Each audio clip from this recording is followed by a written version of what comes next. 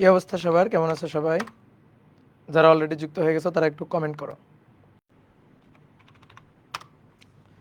ওকে, ঠিক আছে।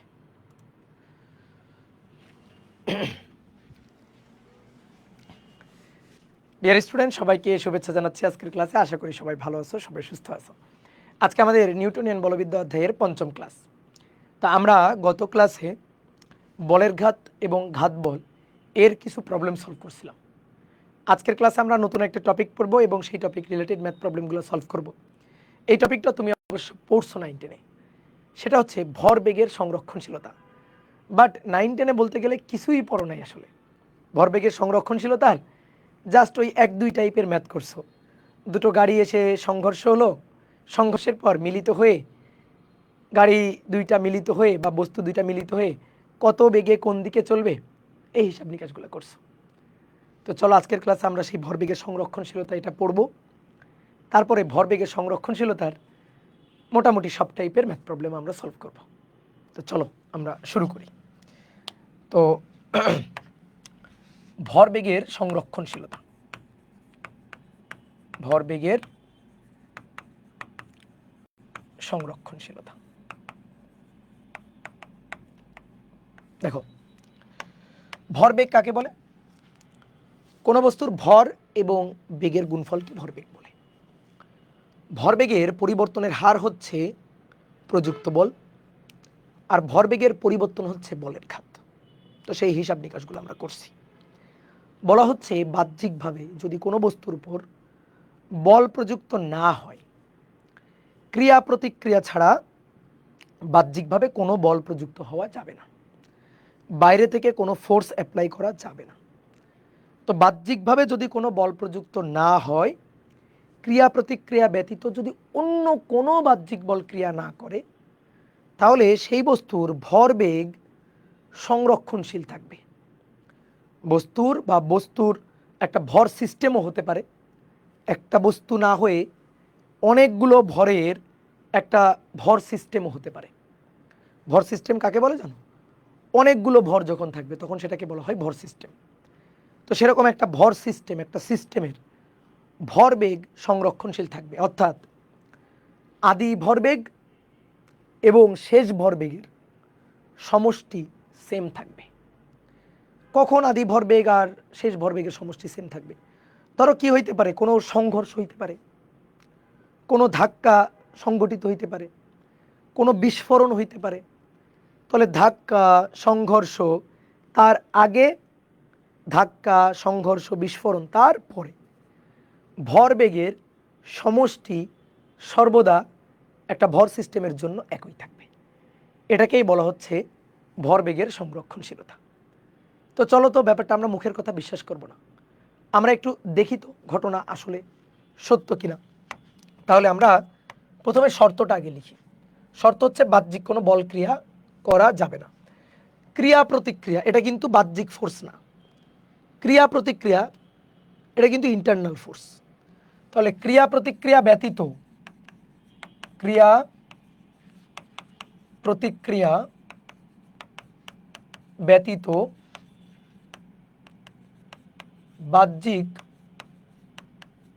কোনো বল প্রযুক্ত না হলে, বল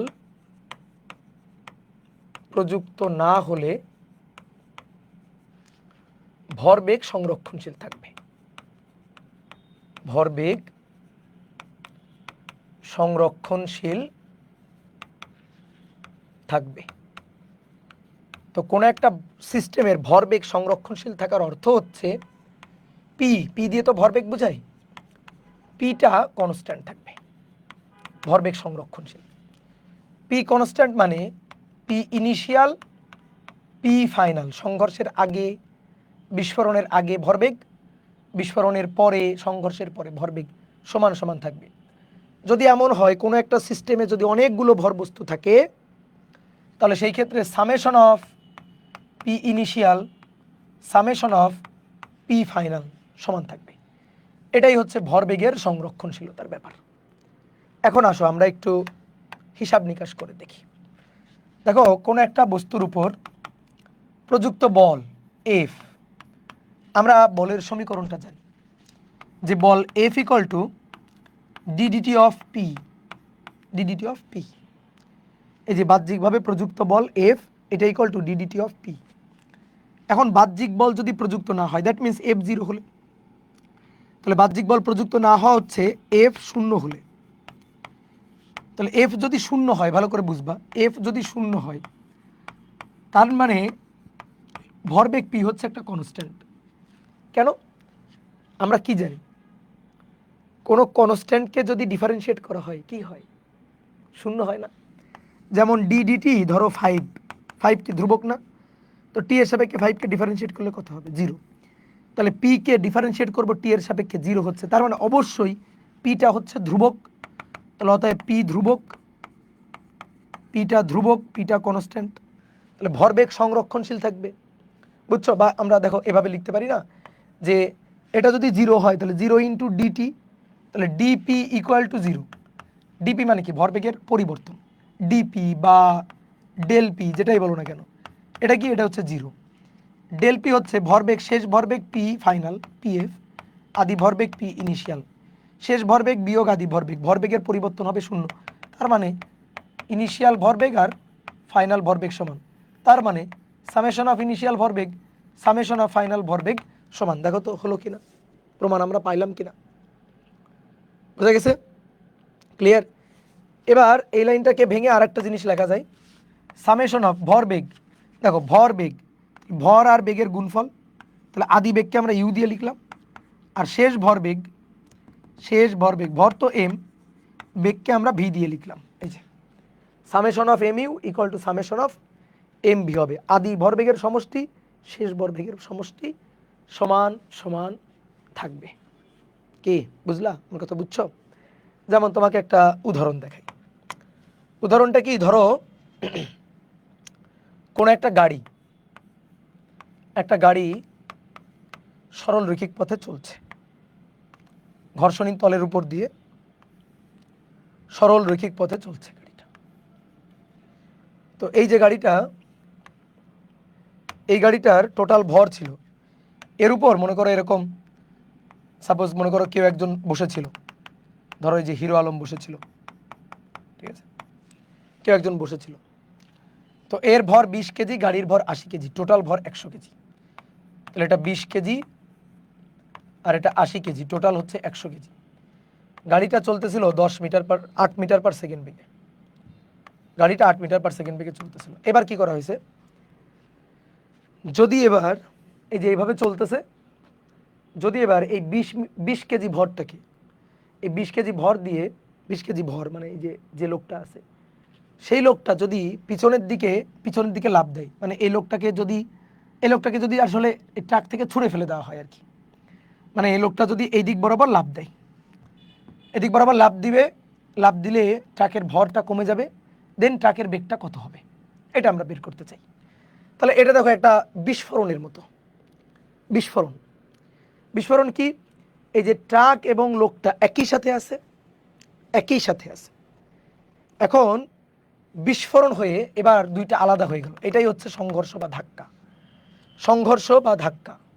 বিস্ফোরণ হয়ে কিভাবে আলাদা হলো দেখো, এই যে ট্রাক,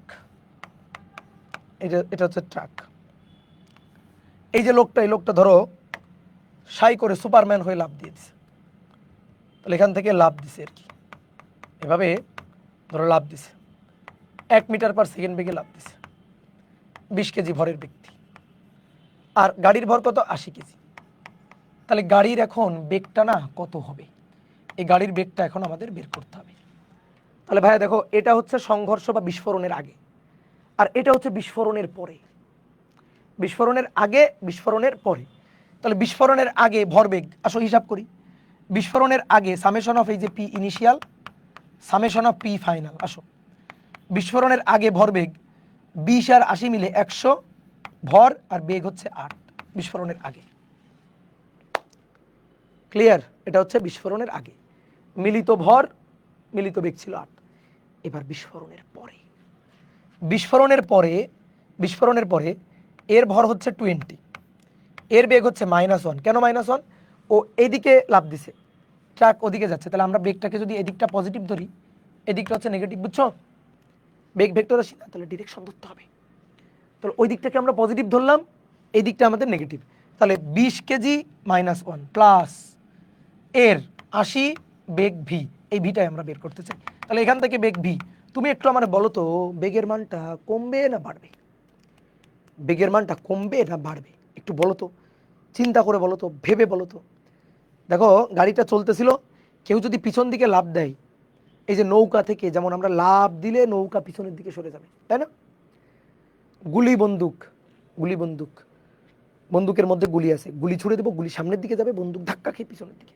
তাহলে ঠিক তেমনি এ যখন লাফ দিয়ে এদিকে পড়বে, তাহলে ট্রাক বেশি বেগ নিয়ে, আগে তো যাচ্ছিল 8 মিটার পার সেকেন্ড, এবার বেগটা বেশি হবে। তাহলে বেগের মানটা বের করো তো, করো বেগের মানটা বের করো।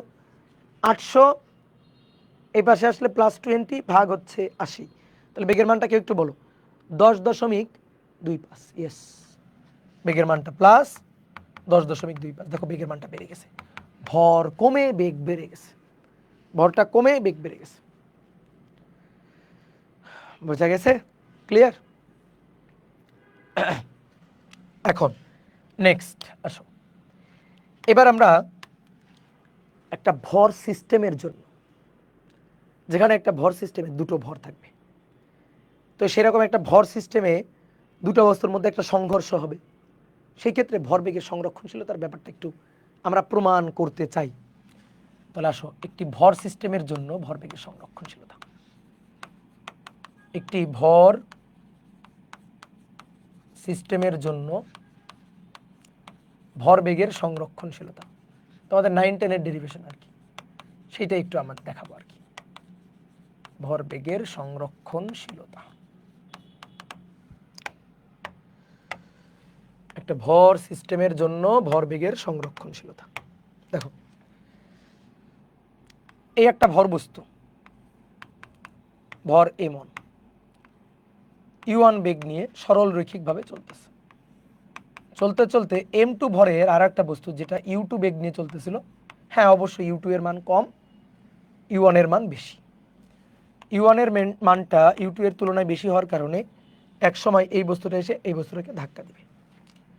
তাহলে এখানে এই যে দুইটা বস্তুর মধ্যে ধাক্কা সংঘটিত হইল, ধাক্কার পরে দুইটা বস্তু আলাদা আলাদা হয়ে এবার আবার সংঘর্ষের পরে m1 ভরের বস্তুর বেগ হয়ে গেছে v1, আর m2 ভরের বস্তুর বেগ হয়ে গেছে v2।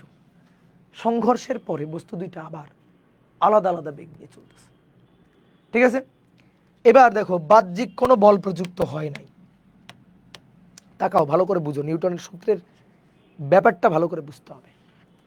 বাহ্যিক কোনো বল প্রযুক্ত হয় নাই, শুধু সংঘর্ষ সংঘটিত হয়েছে। আচ্ছা সংঘর্ষে কি কোনো বল প্রযুক্ত হয় নাই? হয়েছে, বাট ইন্টারনাল ফোর্স, ক্রিয়া প্রতিক্রিয়া। এই যে দুইটা বস্তু, এই বস্তু এই বস্তু এভাবে ধাক্কা দিচ্ছে, ক্রিয়া প্রতিক্রিয়া, ক্রিয়া প্রতিক্রিয়া। তাহলে বাহ্যিকভাবে কোনো বল প্রযুক্ত হয়নি। m1 ভরের বস্তু, ভালো করে বুঝো, m1 ভরের বস্তু m2 ভরের বস্তুকে ধাক্কা দিছে এদিকে, অর্থাৎ m1 m2 এর উপর বল প্রয়োগ করছে, এটা f1, m2 বসে থাকবে? তাহলে m2 তখন m1 এর উপর বল প্রয়োগ করছে, এটা f2, ক্রিয়া প্রতিক্রিয়া বল। সংঘর্ষে ক্রিয়া প্রতিক্রিয়া ছাড়া দেখো অন্য কোনো বল প্রযুক্ত হয় নাই, অন্য কোনো বাহ্যিক বল প্রযুক্ত হয় নাই।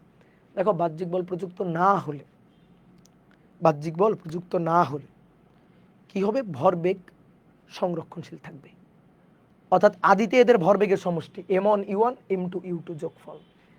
সংঘর্ষের পরে m1 v1 plus m2 v2, সংঘর্ষের পরে ভরবেগটা সংরক্ষণশীল থাকবে, ভরবেগ সেম থাকবে, ভরবেগের পরিবর্তন হবে না। ভরবেগের পরিবর্তন কখন হবে জানো? বাহ্যিক বল প্রযুক্ত হলে। দেখো আমরা অনেকে ভাবি, নিউটনের সূত্রটাকে এভাবে ভাবি যে নিউটন মনে হয় বলছে বল প্রযুক্ত হলে বেগের পরিবর্তন হবে, ঠিক আছে? বল প্রযুক্ত হলে বেগের পরিবর্তন হবে, বল প্রযুক্ত না হলে বেগের পরিবর্তন হবে না। দেখো তো এখানে বেগের পরিবর্তন হচ্ছে না, ভালো করে বুঝবা। নিউটন তো এটাও বলতে পারতো যে ভরবেগের পরিবর্তনের হার প্রযুক্ত বলের সমানুপাতিক, এটা না বলে তো এটাই বলতে পারতো বেগের পরিবর্তনের হার প্রযুক্ত বলের সমানুপাতিক, বাট নিউটন কিন্তু সেটা বলে নাই।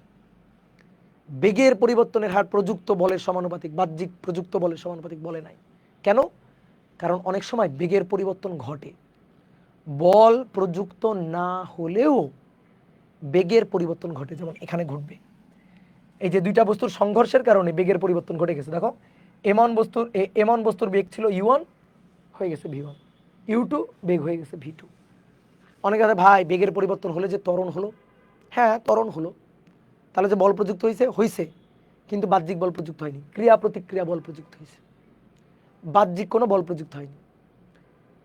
এখানে ত্বরণ হবে, বেগের পরিবর্তন হয়েছে, বুঝিও আমার কথাটা। এমন ভরের বস্তুর বেগের পরিবর্তন হয়েছে না, দেখো u1 u2 u1 u2 v1 v2 পরিবর্তন হয়েছে না। এমন ভরের বস্তুর বেগ u1 থেকে v1 বেগের পরিবর্তন হয়েছে না, ত্বরণ হবে, ত্বরণ হবে। তাহলে ভাই ত্বরণ হলে যে বাহ্যিক বল প্রযুক্ত হয়েছে, কে বলছে তোমার ত্বরণ হলে বাহ্যিক বল প্রযুক্ত হবে? ত্বরণ হয়েছে কিন্তু বাহ্যিকভাবে কোনো বল প্রযুক্ত হয়নি। তাহলে ভাই ত্বরণ হইলে বল যে প্রযুক্ত হওয়ার কথা, হ্যাঁ হয়েছে, সেটা ইন্টারনাল ফোর্স, ক্রিয়া প্রতিক্রিয়া বল। বাহ্যিকভাবে তুমি এখানে ধাক্কা টাক্কা দাও নাই, বাহ্যিকভাবে বাইরে থেকে কোনো বল প্রযুক্ত করো নাই, বুঝছো? সেম একইভাবে m2 ভরের বেগ u2, m2 ভরের বেগ v2। তাহলে m2 ভরের সংঘর্ষের পরে আগে বেগ যা ছিল তা তো সেম নেই, বেগের পরিবর্তন হয়েছে। তাহলে বেগের পরিবর্তন হলে যে ত্বরণ হবে, হ্যাঁ হবে, বেগের পরিবর্তন হলে ত্বরণ হবে, ত্বরণ হইলে বল প্রযুক্ত হবে, হ্যাঁ সেই বলটা ক্রিয়া প্রতিক্রিয়া বল f1 f2, বাহ্যিকভাবে বল প্রযুক্ত হয়নি। তাহলে বাহ্যিকভাবে কোনো বল যদি প্রযুক্ত না হয় তাহলে ভরবেগটা সংরক্ষণশীল থাকবে, আদি ভরবেগের সমষ্টি শেষ ভরবেগের সমষ্টি সমান সমান থাকবে। এই হচ্ছে কাহিনী। আসো, আমার মুখের কথা বিশ্বাস করতে হবে না, তুমি করে দেখো। দেখো m1 m2 এর উপর বল প্রয়োগ করছে, m2 m1 এর উপর বল প্রয়োগ করছে। ধরলাম এই যে সংঘর্ষকালীন ক্রিয়াকাল, এই ক্রিয়াকালটা হচ্ছে টি ধরলাম ক্রিয়াকাল, সংঘর্ষকালীন সময়। এই ক্রিয়াকালীন সময়ে বেগের পরিবর্তন হয়ে গেছে, u1 হয়ে গেছে v1, u2 হয়ে গেছে v2। ভরবেগের পরিবর্তনের হার তো প্রযুক্ত বল না। তাহলে আসো দেখি, m1 m2 এর উপর বল প্রয়োগ করছে f1। তাহলে m1 কর্তৃক, ভালো করে বুঝবা, m1 কর্তৃক m2 এর উপর প্রযুক্ত বল, কার উপর? m2 এর উপর প্রযুক্ত বল কত? f1। প্রযুক্ত বল মানে ভরবেগের পরিবর্তনের হার। বলো তো কার ভরবেগের পরিবর্তনের হার? এখানে তো বস্তু দুইটা আছে, বলো কার ভরবেগের পরিবর্তনের হার? এখানে তো বস্তু দুইটা আছে। যখন নিউটনের সূত্রটা পড়াই তখন কিন্তু এই কথাটা বলছিলাম, যার উপর প্রযুক্ত বল ভরবেগের পরিবর্তন হবে তার। কার উপর প্রযুক্ত বল? m2 এর উপর প্রযুক্ত বল m1 কর্তৃক, কিন্তু প্রযুক্ত বল কার উপর? m2 এর উপর। তাহলে যার উপর প্রযুক্ত বল ভরবেগের পরিবর্তন হবে তার। তাহলে m2 এর ভরবেগের পরিবর্তনের হার, ভরবেগের পরিবর্তন হার তার মানে টি দিয়ে ভাগ হবে। তাহলে নিচে টি শেষ ভরবেগ বিয়োগ আদি ভরবেগ, শেষ ভরবেগ কত? m2 v2, m2 v2, আদি ভরবেগ কত? m2 u2। তাহলে m2টা কমন নিয়ে নিলাম, বুঝলা? এবার সেম ভাবে দেখি, এবার এটা তো ক্রিয়া, m1 m2 এর উপর দিল ক্রিয়া, তাহলে m2 m1 এর দিবে প্রতিক্রিয়া। এবার m2 কর্তৃক m1 এর উপর প্রযুক্ত বল, m2 কর্তৃক m1 এর উপর প্রযুক্ত বল, তাহলে এটা হচ্ছে f2। দেখো m2 কর্তৃক m1 এর উপর f2 বল, তাহলে কার উপর? m1 এর উপর। তাহলে ভরবেগের পরিবর্তন কার হবে? m1 এর ভরবেগের পরিবর্তন হার।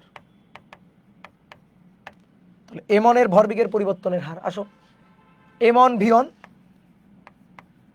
Minus m1 u1 divided by ক্রিয়াকাল টি, ভরবেগের পরিবর্তনটা হয়েছে টি সময়। তাহলে f1 আর f2 হিসাব নিকাশ করলাম। এবার f1 আর f2 এর মধ্যে কি সম্পর্ক? f1 আর f2 হচ্ছে ক্রিয়া প্রতিক্রিয়া, তাহলে মাইনাস। এবার আসো f1 হচ্ছে m2 v2 মাইনাস u2 টি, আর f2 এটা m1 v1 minus u1 divided by T, T আর টি কাটা। M2V2 M2U2 M1V1 M1U1। এবার একটা কাজ করি, M2U2টাকে ওই পাশে নিয়ে যাই, ইউগুলাকে এক পাশে, ভিগুলাকে এক পাশে। এটাকে যদি ওই পাশে নিয়ে যাই তাহলে অতএব M1U1 M2U2, এটাকে এই পাশে নিয়ে আসো, M1V1 M2V2। দেখছো কাহিনী কি হলো? দেখো এই যে দুটা বস্তুর আদি ভরবেগের সমষ্টি M1U1 প্লাস M2U2, শেষ ভরবেগের সমষ্টি M1V1 প্লাস M2V2। বলো বুঝছো কিনা? Summation of P initial summation of P final. এই যে এটা আদি ভরবেগের সমষ্টি, শেষ ভরবেগের সমষ্টি, পরস্পর সমান। বোঝা গেছে? তাহলে এবার আমরা মোটামুটি ম্যাথ করার জন্য রেডি। চলো ম্যাথ করি, চলো চলো চলো ম্যাথ করে ফেলি। এবার আসো, তুমি 9-10-এ যে ম্যাথ করছো সেটা হচ্ছে খালি গাড়ির ম্যাথ। দুটো গাড়ি এসে মুখোমুখি সংঘর্ষ হলো। একটা গাড়ি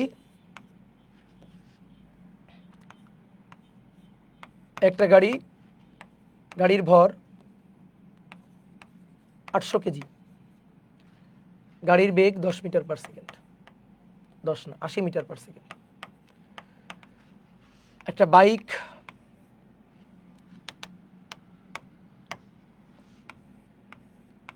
বাইক এই বাইকের ভর 200 কেজি,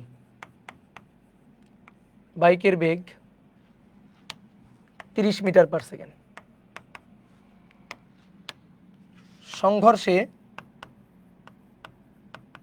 সংঘর্ষে গাড়ি দুইটি মিলিত হয়ে কত বেগে কোন দিকে চলবে?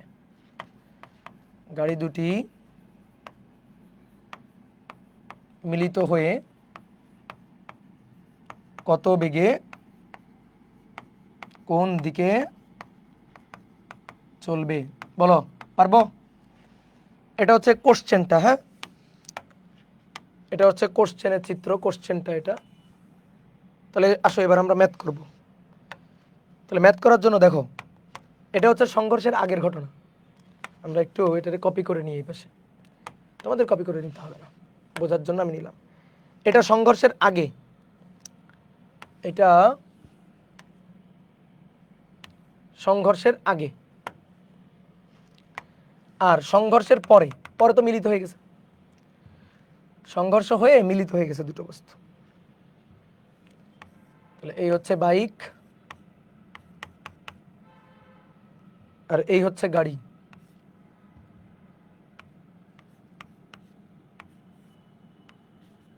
এই হচ্ছে গাড়ি, মিলিত হয়ে গেছে। মিলিত বস্তু M1 প্লাস M2, এই মিলিত বেগ ভি বের করতে চাই, মিলিত বেগ কোন দিকে যাবে। ঠিক আছে? তাহলে এবার দেখো, এটা M1, এটা ভাইয়া M1, এটা U1। আমরা যদি এই দিকটাকে পজিটিভ ধরি তাহলে এই দিকে যারা যারা ক্রিয়া করবে নেগেটিভ। তাহলে U1টা পজিটিভ, U1 প্লাস। এটা M2, এটা U2টা নেগেটিভ, কারণ এটা বিপরীত দিকে, এটা মাইনাস। ঠিক আছে? ক্লিয়ার? এবার আসো, সংঘর্ষের আগে ভরবেগের সমষ্টি, পরে ভরবেগের সমষ্টি, summation of P initial summation of P final. M1U1 M2U2 M1V1 plus M2V2। এখন কথা হচ্ছে মিলিত হয়ে গেছে না? তাহলে মিলিত হলে V1 V2 তো আলাদা না, মিলিত হলে তো M1V M2V, তাহলে V কমন নিলে M1 plus M2 into V, মিলিত হয়ে গেলে একবার আমরা এটা লিখব যখন মিলিত হয়ে যাবে। তাহলে মান বসাও, M1 এর মান 200, U1 এর মান প্লাস 30, M2 এর মান 800, U2 এর মান -80। 800 যোগ 200 মিলিত বেগ V। তাহলে কেউ একটু বলো, আমার কাছে ক্যালকুলেটর নাই আজকে, মিলিত বেগ V কত হবে?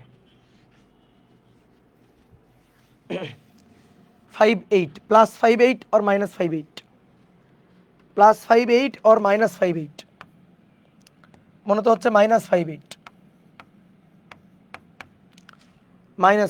হ্যাঁ চিহ্ন সহ বলতে হবে। তাহলে মিলিত বেগের মান এত এবং মাইনাস হচ্ছে, তুমি কোনটারে মাইনাস ধরছো, কোন দিকটারে মাইনাস ধরছো? দেখো এই দিকটারে মাইনাস ধরছো না, তাহলে মিলিত বেগ মাইনাস মানে এদিকেই যাবে, অর্থাৎ গাড়ি যেদিকে যাচ্ছিল সেদিকেই যাবে। ঠিক আছে, মাইনাস মানে এদিক, এদিকে কে যাচ্ছিল? গাড়ি। তাহলে গাড়ি যেদিকে চলছিল সেদিকে, গাড়ি যেদিকে চলছিল সেদিকে, বুঝলা? তো তুমি তো ছোটবেলায় এইভাবে ম্যাথ করছো। এখন এইটা তো করাই যায়, আমরা চাইলে এটা ভেক্টর নিয়মে করতে পারি। আমরা চাইলে এটাকে ভেক্টর নিয়মে করতে পারি। দেখবা ভেক্টর নিয়ম দেখবা? তাহলে আসো অর ভেক্টর মেথড, আমরা চাইলে এটাকে ভেক্টর মেথডে দেখতে পারি। কেমন মেথড? ভেক্টর মেথড কেমন মেথড দেখি। এই যে এটা হচ্ছে বাইক, বাইক এদিকে চলতেছিল, বাইক এদিকে চলতেছিল, আর এটা হচ্ছে গাড়ি, গাড়ি এদিকে চলতেছিল। তাহলে আমরা যদি ধরি এই দিকটা এক্স অক্ষ, তাহলে ইউ1 হবে কত বেগে চলতেছিল? 30 না, 30 আর 80। তাহলে ইউ1 হবে 30 আই ক্যাপ, আর ইউ2 হবে, যেহেতু এই দিকে এক্স অক্ষের ঋণাত্মক দিক, -80 আই ক্যাপ। ঠিক আছে, এটা M1 200 আর এটা M2 800 কেজি। তাহলে ভেক্টর মেথডে, একেবারে ভেক্টর মেথড, উপরে vector method, M1 U1 M2 U2 মিলিত বেগ M1 প্লাস M2 ইন্টু মিলিত বেগ ভি। কি বুঝলা? তাহলে M1 U1 বসাও 230 আই ক্যাপ, তারপরে 800 -80 আই ক্যাপ, আর 200 যোগ 800 ভি। ভি বের করে দেখো, দেখবে একবারে মাইনাস সহ চলে আসবে, -58 আই ক্যাপ চলে আসলো দিক। এই যে এক্স অক্ষের ঋণাত্মক দিক, বুঝে গেলাম দিক সহ। তো এইটা হচ্ছে ভেক্টর মেথড। বুঝতে পারছি? এটা হচ্ছে ভেক্টর মেথড। U1 আর V2 কি সমান? কোথায় V2? U1 হচ্ছে 30 আই ক্যাপ, U2 হচ্ছে -80 আই ক্যাপ, সমান কেন হবে?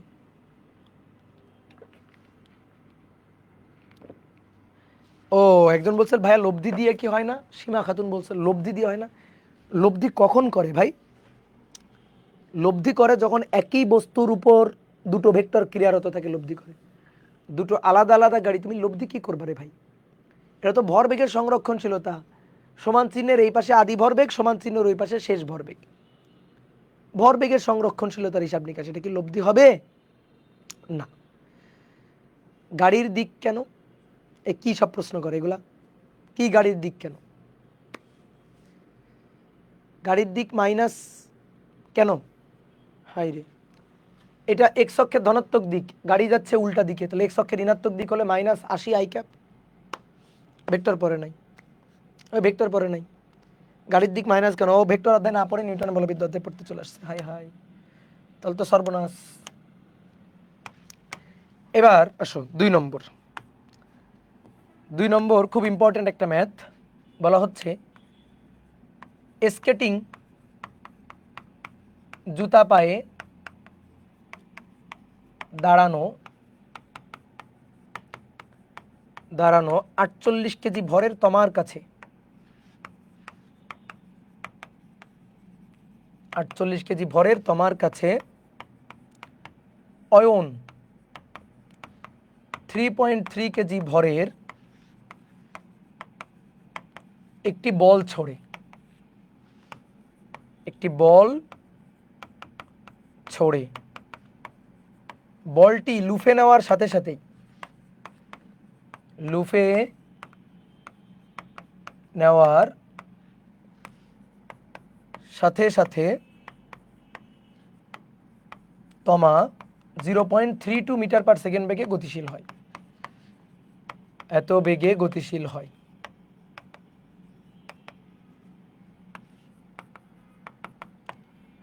তমা কত বেগে বলটি লুফে নেয়, কত বেগে বলটি লুফে নেয়। ঠিক আছে? তমা যখন বলটা ধরে তখন বলের বেগটা কত? ভাই বলের বেগ যে 0.32 মিটার পার সেকেন্ড।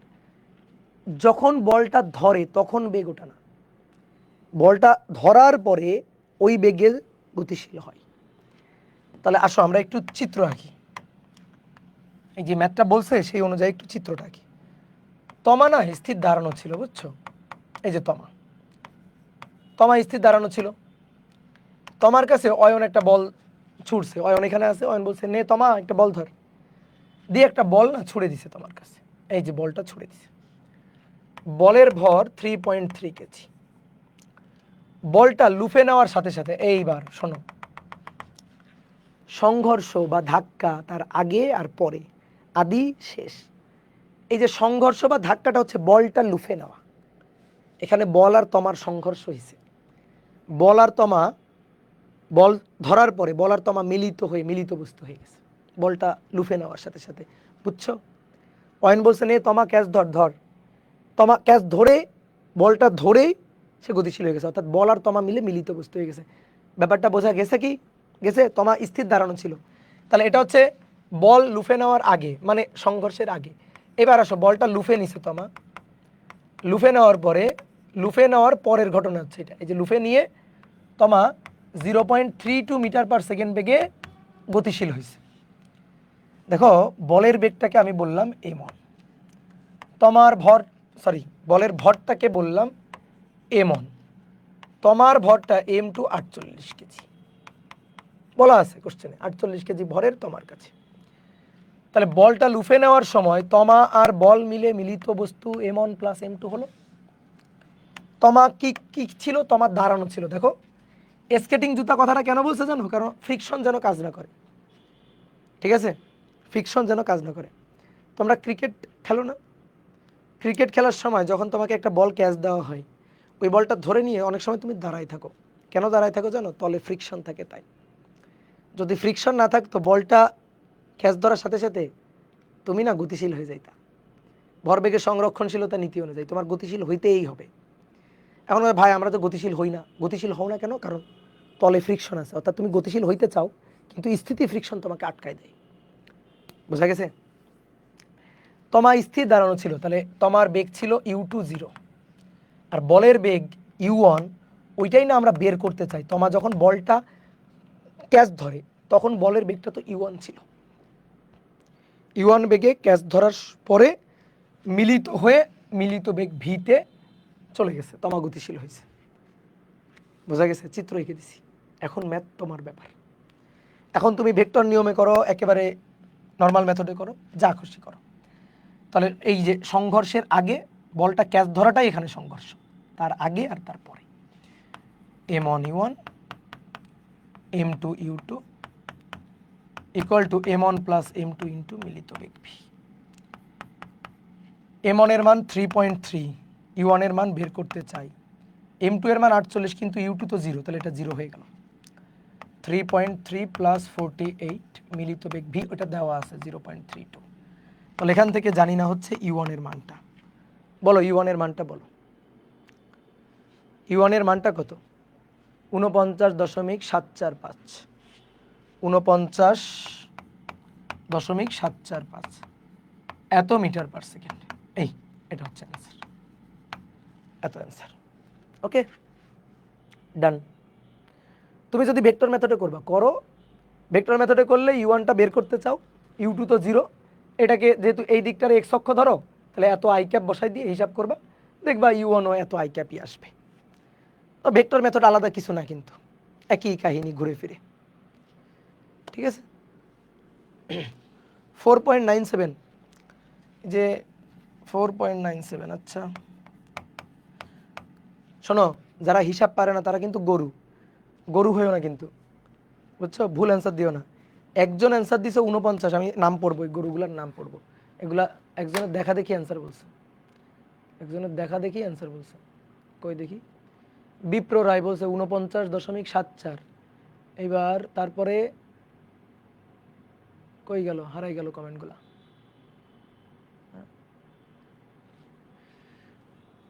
কমেন্টগুলো হারাই গেল। একজনের দেখা দেখি সব একই অ্যান্সার দেয়। এই ভুল ভালো অ্যান্সার দেওয়া যাবে না। ঠিক আছে, ভুল অ্যান্সার দেওয়া যাবে না। হিসাব যদি করতে না পারো, এটা এই ক্যালকুলেটর চাপতে, এই হিসাব এমন কি হিসাব রে ভাই, এটার সাথে এটা যোগ করে এটা গুণ করব, দিয়ে 3.3 ভাগ দিব, ক্যালকুলেটর হিসাব করব, এইটা যদি আমি না পারি তাহলে মনে করো যে আজকে রাতে ভাত খাবে না, আম্মারে বলবা আম্মা ভাত খাইতে নিষেধ করছে, শাস্তি। অপূর্ব ভাইয়া বলছে যে আজকে ভাত যেন না দেয়। ওকে চলো এবার, ঠিক আছে, এবার 3 নম্বর। 3 নম্বর, এবার একটা ভয়ানক ম্যাথ করবো আমরা। একজন শিকারী বনে গেছে বাঘ শিকার করতে। একজন শিকারীকে লক্ষ্য করে 40 কেজি ভরের একটি বাঘ, 40 কেজি ভরের একটি বাঘ 10 মিটার পার সেকেন্ড বেগে ছুটে আসছে। 10 মিটার পার সেকেন্ড বেগে ছুটে আসছে, ছুটে আসছে 40 কেজি ভরের একটি বাঘ এত বেগে ছুটে আসছে। এবার শিকারী কি ধরো, শিকারী গেছে বনে বাঘ শিকার করতে, তার দিকে একটা বাঘ ছুটে আসতেছে। শিকারী কি বসে থাকবে, আসো বাঘ আসো আমাকে খাও? না, শিকারী কি করবে? শিকারী, ওর হাতে তো বন্দুক আছে, ঠাই ঠাই ঠাই ঠাই ঠাই করে গুলি ছুটবে। ঠিক আছে, তাহলে ও গুলি ছুটবে। তাহলে শিকারী 800 মিটার পার সেকেন্ড বেগে বন্দুক হতে 50 গ্রাম ভরের 50 গ্রাম ভরের বুলেট ছোড়ে।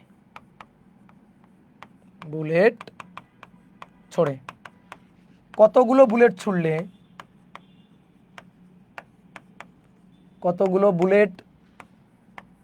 ছুড়লে বাঘকে থামানো যাবে?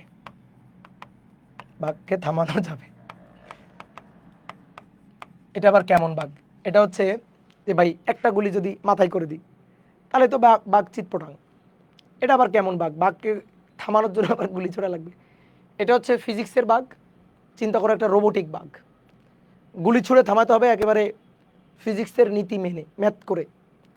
মাথায় গুলি করে দিবা, জায়গা মতো গুলি করে দিবা, দিয়ে বাঘ মারা যাবে না, ওইটা করলে চলবে না, ফিজিক্সের ম্যাথ করতে হবে। এটা হচ্ছে ফিজিক্সের বাঘ। তো আসলে একটু বাঘ আঁকি। এই হচ্ছে বাঘ,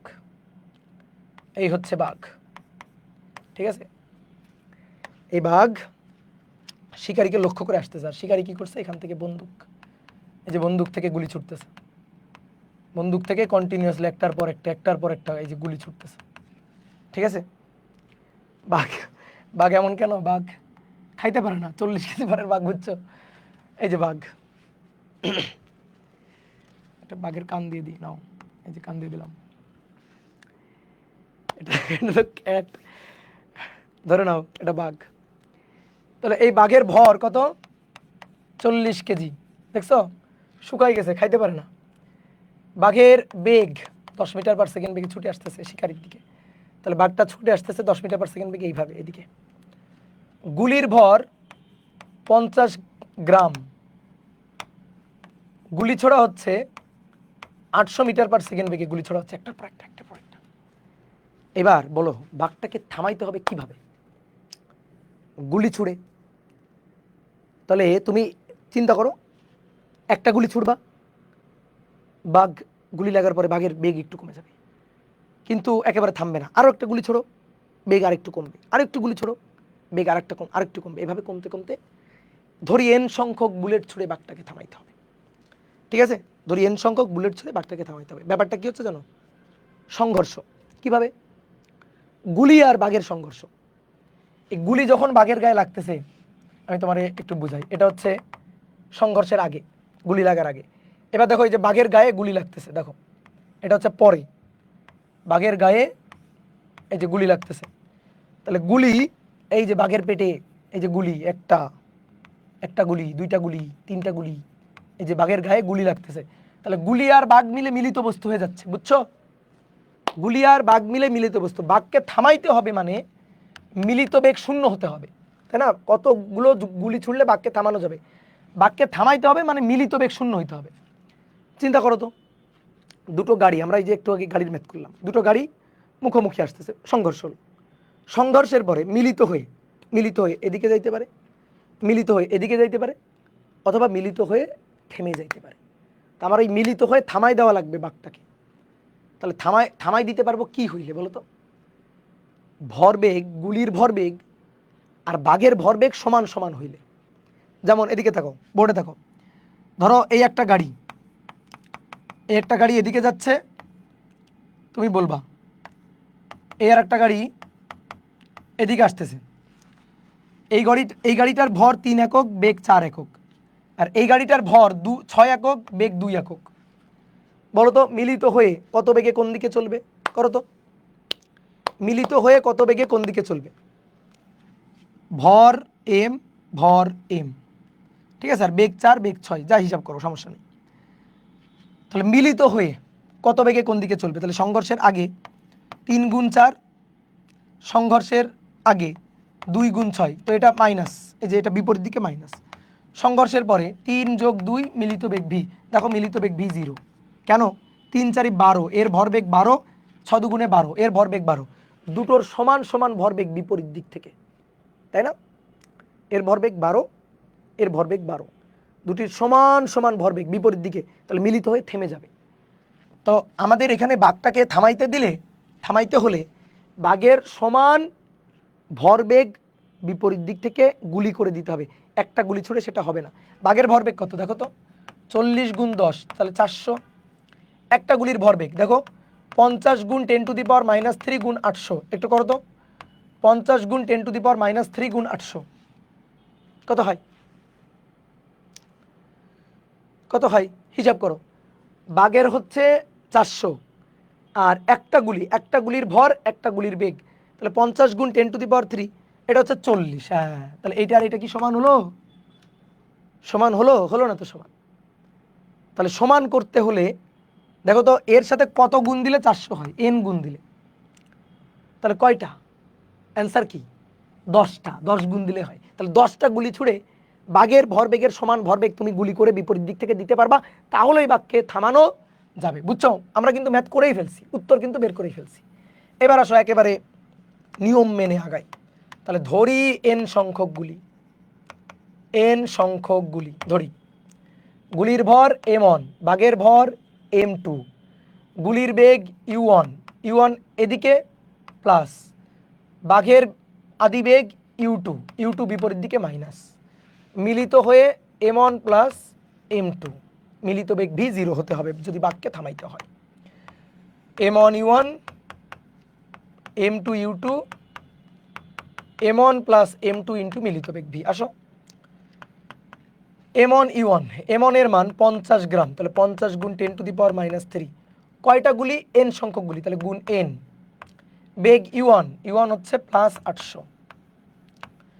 তারপরে m2 এর ভর 40, বেগ u2 হচ্ছে -10, আর এ পাশে বেগ তো 0, তাহলে m1 m2 এর মান যাই বসানো কেন, v তো 0, তাহলে 0। তাহলে এখান থেকে একমাত্র জানি না n এর মান, n বের করতে হবে। তাহলে কয়টি গুলি? 10টি গুলি ছুটতে হবে। বুঝতে পারছি? আমি এভাবে তো করতেই পারি, আর শর্টকাট হচ্ছে এইটা, মনে মনে শর্টকাট করে ফেলবো। শর্টকাট হচ্ছে বাঘের ভরবেগ কত? 40 গুণ 10। তাহলে বাঘটাকে থামাইতে গেলে বাঘের ভরবেগের সমান ভরবেগ বিপরীত দিক থেকে গুলি করে দিতে হবে। তাহলে একটা গুলির জন্য 50 গুণ 10⁻³ গুণ হচ্ছে 800। তাহলে দেখি কি সমান সমান হয়? না, এটা 400, এটা 40, তাহলে একটা গুলি করে হয় নাই, তাহলে n সংখ্যক গুলি। ওকে, তাহলে n এর মান 10। এভাবেও করা যাবে।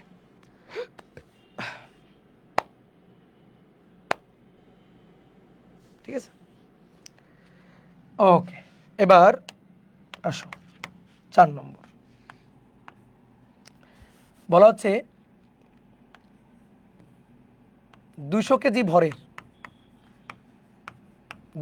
ভরের একটি স্থির নৌকা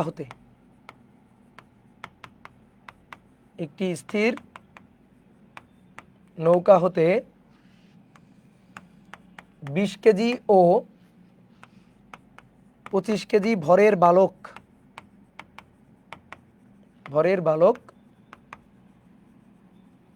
যথাক্রমে 3 মিটার পার সেকেন্ড ও 4 মিটার পার সেকেন্ড বেগে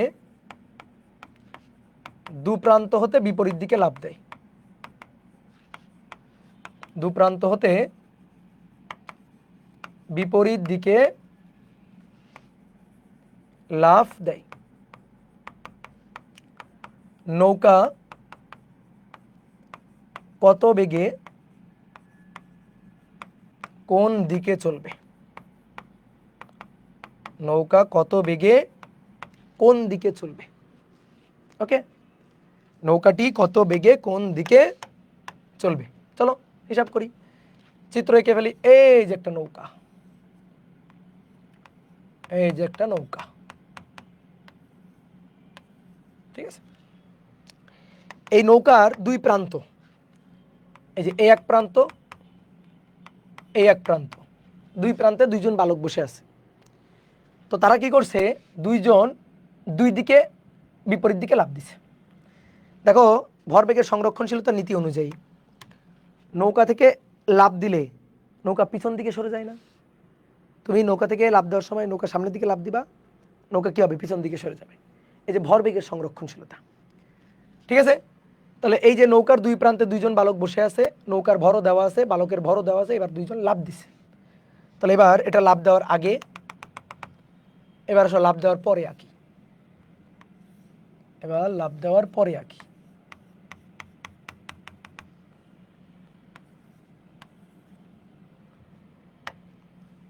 তাহলে এই যে এ লাফ দিছে এদিকে, আর এ লাফ দিছে এদিকে। তাহলে 20 কেজি আর 25 কেজি ভরের বালক, এটা 20 কেজি, এটা 25 কেজি। 20 কেজি আর 25 কেজি ভরের বালক যথাক্রমে 3 মিটার পার সেকেন্ড বেগে, এটা 3 মিটার পার সেকেন্ড, আর এটা 4 metre per second. 3 metre per second এবং 4 মিটার পার সেকেন্ড বেগে দুই দিকে লাফ দিছে। তাহলে নৌকা কত বেগে কোন দিকে যাবে এটাই আমাদের চাইছে, তাই না? বলো তো এবার কয়টা বস্তু? এই লাফ দেওয়াটাই হচ্ছে সংঘর্ষ, এই লাফ দেওয়াটাই এখানে সংঘর্ষ, লাফ দেওয়াটাই বিস্ফোরণ। বুঝছো? বুঝছো? লাফ দেওয়ার আগে আদি, লাফ দেওয়ার পরে শেষ। দেখো, আদি বেগ শেষ বেগ অনেকে চিনতে পারে না ভাই, খুবই সহজ জিনিস। সংঘর্ষ, ধাক্কা, বিস্ফোরণ, লাফ দেওয়া, গুলি করা, তার আগে আদি পরে শেষ, ঠিক আছে। তাহলে এটা আমরা এটা এটা হচ্ছে আমরা M1 বললাম, এটা আমাদের M2, ঠিক আছে। এটা আমাদের M1, এটা আমাদের M2। এটা লাফ দেওয়ার আগে, দেখো ভালো করে বুঝো, এটা লাফ দেওয়ার আগে, এটা লাফ দেওয়ার পরে। তাহলে লাফ দেওয়ার আগে M1, এটা M2, নৌকার ভর M3, সবাই তো স্থির ছিল। লাফ দেওয়ার আগে সবাই স্থির ছিল এবং সবাই মিলে একটা মিলিত বস্তু ছিল। লাফ দেওয়ার আগে এদের বেগ, সবার বেগ 0 ছিল। এবার লাফ দেওয়ার পরে এর বেগ এটা V1, এর বেগ এটা V2। তো V1 যদি মাইনাস হয়, দেখো V1 কিন্তু মাইনাসের দিকে, এটা কিন্তু এই দিকে মাইনাস, তাহলে ওই দিকটা V2 প্লাস। নৌকার ভর M3, নৌকা কত বেগে কোন দিকে চলবে মানে আমাদের V3টা বের করতে বসে। এবার নিজে করো, ঠিক আছে, নিজে করো। আরেকবার বুঝান, খুবই সহজ জিনিস। নৌকার উপর তুমি এবং তোমার বন্ধু এবং নৌকাটা আছে, নৌকার উপর তুমি বসে আছো, নৌকাটা স্থির। এবার ধপাস করে লাফ দিলা, তাহলে লাফ দেওয়ার আগে আদি, লাফ দেওয়ার পরে শেষ। তাহলে লাফ দেওয়ার আগে 3 জন বসেছিলা, কার বেগ কত? নৌকা স্থির নৌকা, দেখো কি বলছে, একটি স্থির নৌকা। তাহলে স্থির নৌকা, স্থির নৌকার উপর তোমরা 2 জন বসেছিলা। তাহলে লাফ দেওয়ার আগে সবার বেগ 0। এবার এই লাফ দেওয়াটাই হচ্ছে ঠাস করে বিস্ফোরণ, লাফ দিয়ে পড়ছে। তাহলে এ লাফ দিয়ে এদিকে, এ লাফ দিয়ে এদিকে, বিপরীত দিকে বলে এটা যদি মাইনাস বেগ বলি, ওটা প্লাস বেগ। যেহেতু আমরা সবসময় এই দিকটাকে মাইনাস চিন্তা করি আর এই দিকটাকে প্লাস চিন্তা করি। এবার নৌকা কত বেগে কোন দিকে যাবে মানে 3টা বস্তু এবার। তাহলে এবার summation of P initial, summation of P final, তাই না? তাহলে বলো তো পি ইনিশিয়ালটা কি হবে? পি ইনিশিয়াল বলো বলো বলো। P initial M1 U1, M2 U2, M3 U3, বুঝছো? 3টা লাফ দেওয়ার পরে M1 V1, M2 V2, M3 V3, M3 V3। ভাই 0 0 0 0, M1 20 -3, M2 25 +4, M3 200 KG, V3 বের করতে হবে। V3 বের করো এবং V3 এর মান দেখো প্লাস আসে নাকি মাইনাস আসে। -0.2, ওকে গুড। তাহলে -0.2 এত মিটার পার সেকেন্ড। কোন দিকে? যেহেতু মাইনাস আসছে, মাইনাসটা আমরা কার দিকটাকে ধরছি? এই দিকটাকে মাইনাস ধরছি। তাহলে মাইনাস যেহেতু আসছে, তাহলে এই দিকে কে লাভ দিছে? এইদিকে লাভ দিছে 20 কেজি ভরের বালক। তাহলে অ্যান্সার হচ্ছে 20 কেজি ভরের বালক যেদিকে লাভ দিয়েছে সেদিকে। বালক যেদিকে লাভ দিয়েছে সেদিকে, যেদিকে লাভ দিয়েছে সেদিকে। এটা তো ম্যাথমেটিক্যালি বের করে ফেলছি। V3 মাইনাস আসছে, তো মাইনাস কারটাকে ধরছি, এরটাকে। তো এর যেদিকে লাভ দিয়েছে নৌকাও সেদিকে যাবে।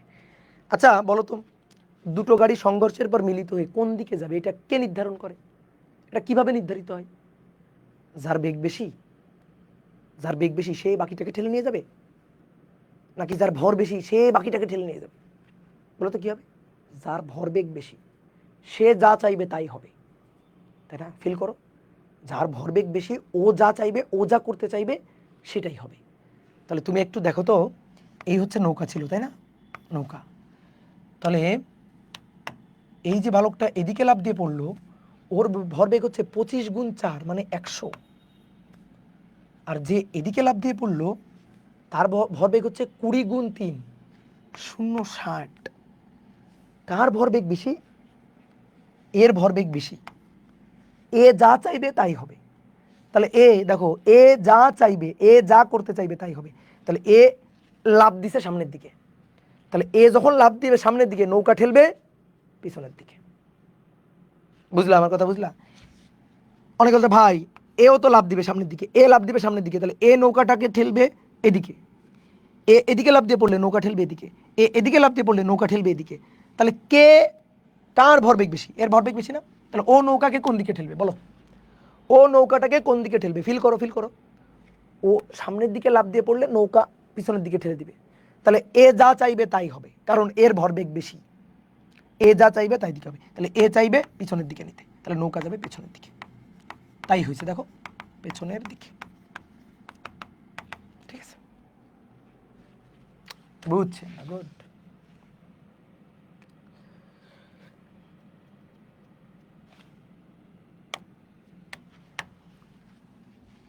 এবার আসো 5 নম্বর, একটা সুন্দর ম্যাথ।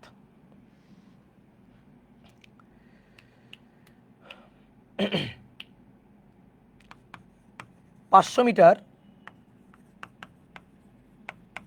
উচ্চতার, 500 মিটার উচ্চতার একটি গাছের ডালে 1.975 কেজি ভরের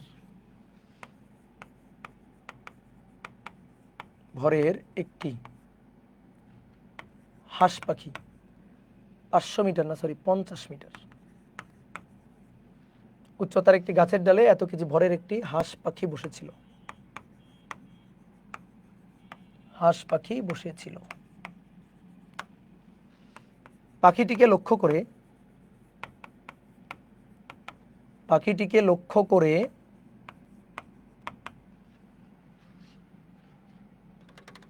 0.05 কেজি ভরের 0.05 কেজি ভরের একটি বুলেট 400 মিটার পার সেকেন্ড বেগে ছোড়া হলো।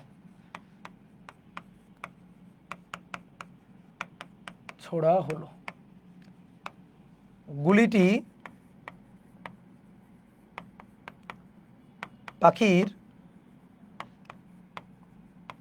পেটের মধ্যে থেকে গেলে গুলিবিদ্ধ হয়ে, গুলিটা পাখির পেটের মধ্যে থেকে গেলে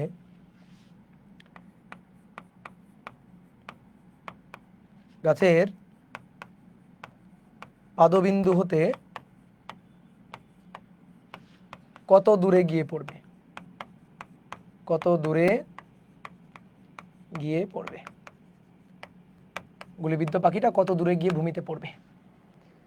এই হচ্ছে কোশ্চেন, একটা নির্মম ম্যাথ। ঠিক আছে, don't try at this home. Okay, এগুলো ট্রাই কিন্তু করা যাবে না, পাখি হত্যা করা যাবে না। তাহলে দেখো এবার তাকাও, এটা হচ্ছে একটা গাছ, এই যে গাছ, এই গাছে একটা হাঁস পাখি আছে, এই যে একটা হাঁস পাখি গাছের ডালে এখানে বসেছিল, এই যে সুন্দর একটা পাখি। ঠিক আছে, এই পাখিটাকে লক্ষ্য করে তুমি গুলি ছুটছো। মাস্টার ভাই তোমাদের প্রাস পড়েছে না? প্রাস এবং ভরবেগের সংরক্ষণশীলতা দুইটাকে একসাথে করা হয়েছে। তো এই পাখিটাকে লক্ষ্য করে গুলি ছোড়া হয়েছে, এই যে বন্দুক থেকে এখান থেকে গুলি ছোড়া হয়েছে, এই যে গুলির ভর 0.05 কেজি, আর গুলিটা ছোড়া হয়েছে 400 মিটার পার সেকেন্ড বেগে। গুলিটা এসে পাখির গায়ে লাগে, পাখিটা গুলিবিদ্ধ হয়ে যায়। পাখিটা কিন্তু প্রথমে বসেছিল, প্রথমে পাখিটা কিন্তু গাছের ডালে স্থির বসেছিল। তাহলে স্থির বসে থাকলে পাখির বেগ ছিল 0। দেখো গুলির ভর এমন, গুলির বেগ u1, গুলিটা এসে পাখির গায়ে লাগলো, গুলিবিদ্ধ হয়ে গেল, মিলিত বস্তু হয়ে গেল। পাখিটাকে স্থির বসেছিল, পাখির ভর u2 0। ঠিক আছে, পাখির ভর বলতেছি বেগ u2 0, আর ভর হচ্ছে 1.975 কেজি, প্রায় 2 কেজি ভরের একটা বিশাল হাঁস পাখি আর কি। ঠিক আছে, তো পাখির ভর দেওয়া আছে, পাখির ভর হচ্ছে m2, পাখির ভর m2 দেওয়া আছে। এইবার তাকাও, গুলিবিদ্ধ হয়ে গেল, দুটো আলাদা আলাদা বস্তু ছিল। ওই যে তোমার একটা ম্যাথ করলাম না, সেম ম্যাথটার মতো। তমা বলটা ক্যাচ ধরে, বলটা লুফে নিয়ে, তমার বল মিলিত বস্তু, এখানে গুলিটা পাখির গায়ে যখন বিদ্ধ হয়েছে তখন গুলিটা পাখির পেটে থেকে গেল। তাহলে গুলি এবং পাখি দুইটা মিলে একটা মিলিত বস্তু। তাহলে মিলিত বস্তু হয়ে মিলিত ভর m1 প্লাস m2, বুঝছো? আর মিলিত বেগ গুলি লাগার পরে মিলিত বেগ, এই যে মিলিত বেগটা হচ্ছে ইউ হচ্ছে মিলিত বেগ। ঠিক আছে, অনেকে ভাই আমরা যে ভি দিয়ে লিখি, আচ্ছা আপাতত ইউ দিয়ে লিখলাম, কোনো আপত্তি আছে? ইউ দিয়ে লিখলাম। তাহলে গুলি লাগার পরে পাখিটা, গুলিবিদ্ধ পাখিটা এইভাবে প্রজেক্টাইল হয়ে প্রাস হয়ে গিয়ে নিচে পড়বে।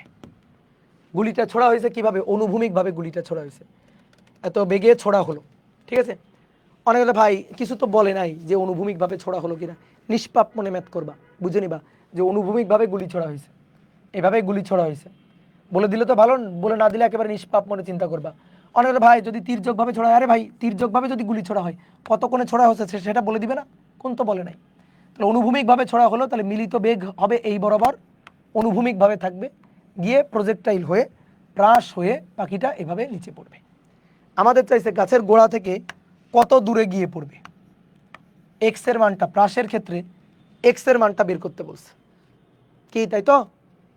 দেখো এটা গাছের উচ্চতা, এই যে এটা গাছের উচ্চতা, তো এই উচ্চতাটার মান কত? 50 মিটার, 50 মিটার। তাহলে এবার সবাই একটু বোর্ডে থাকো, প্রথমে আগে এইটুকুর কাজ করি। এইটুকু হচ্ছে ভরবেগের সংরক্ষণশীলতা, দেন তারপরে প্রাস। তুমি আগে ভরবেগের সংরক্ষণশীলতা খাটাই গুলিবিদ্ধ পাখির মিলিত বেগ বের করো। গুলির ভর m1, গুলির বেগ u1, পাখি স্থির বসা ছিল u2 0, গুলি লাগার পরে মিলিত ভর m1 প্লাস m2, মিলিত বেগ u।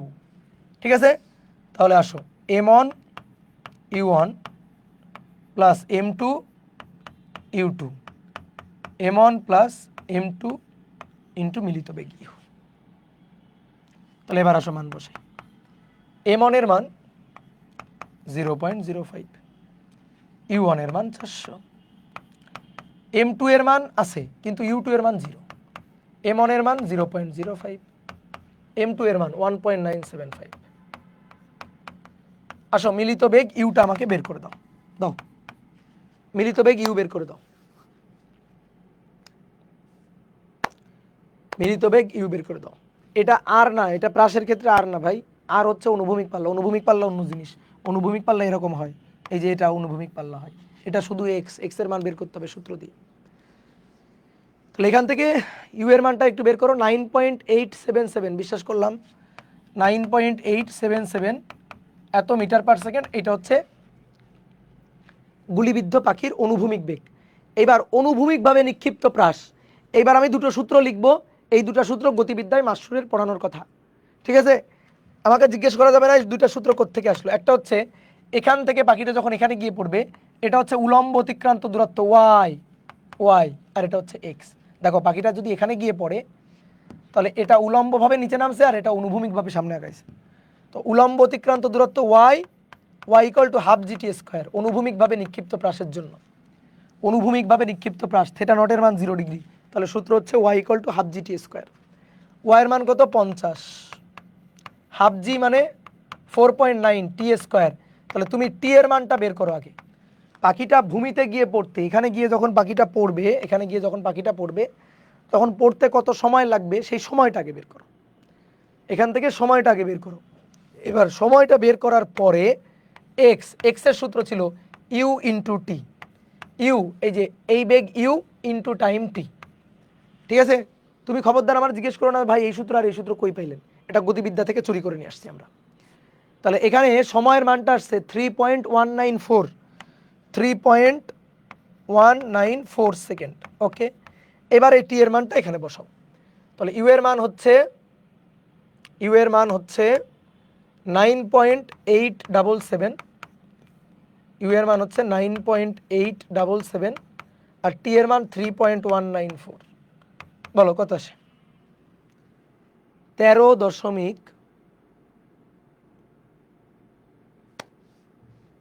আচ্ছা 31.55 31.547 বা 55 এত মিটার। ওকে শেষ, এই যে হয়ে গেল। বুঝতে পারছি? তো আমরা আজকে অনেকগুলো ম্যাথ করব, আজকে কিন্তু অনেকক্ষণের পড়া, ঠিক আছে? তো আমি তোমাদের একটা ম্যাথ করতে গিয়ে আমি একটু ক্যালকুলেটর নিয়ে আসি, কারণ তোমাদের উপরে অনেক বেশি ভরসা করে ফেলতেছি, তো এটা আমার ভুল হচ্ছে। সো আমি একটা ম্যাথ তোমাদের দিয়ে যাই, দিয়ে আমি একটু ক্যালকুলেটরটা নিয়ে আসি নিচ থেকে। বলা হচ্ছে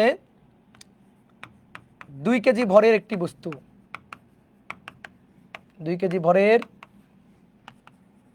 একটি বস্তু 4i প্লাস 3j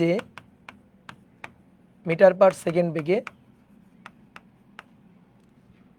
এত বেগে 3 কেজি ভরের 3i মাইনাস 2j এত মিটার পার সেকেন্ড বেগে চলা বস্তুর সাথে ধাক্কা খায়। বেগে চলা বস্তুর সাথে ধাক্কা খায়। ধাক্কার পর মিলিত হয়ে কত বেগে কোন দিকে চলবে? ধাক্কার পর মিলিত হয়ে কত বেগে চলবে? কত বেগে চলবে? কত বেগে কোন দিকে, ঠিক আছে কোনো সমস্যা নেই, মানের পাশাপাশি দিকও বের হয়ে যাবে। তাহলে এটা করো, নাও এটা করো দেখি।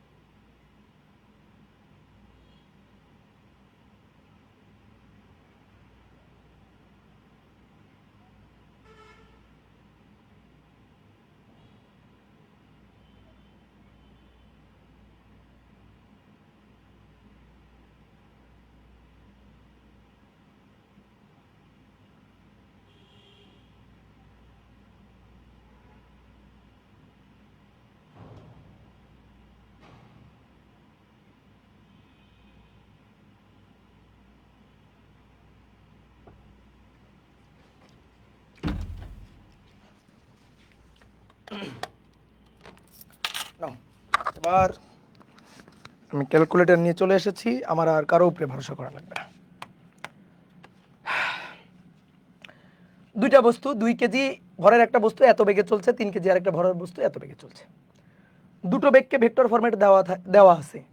ভেক্টর ফরম্যাটে দেওয়া থাকলে মনে করো যে আনন্দে একটা লাভ দিবা, আরে ভেক্টর ফরম্যাটে দেওয়া আছে কি মজা বলে একটা আনন্দে লাভ দিবা, বুঝছো? ভেক্টর ফরম্যাটে দেওয়া থাকলে ইজি।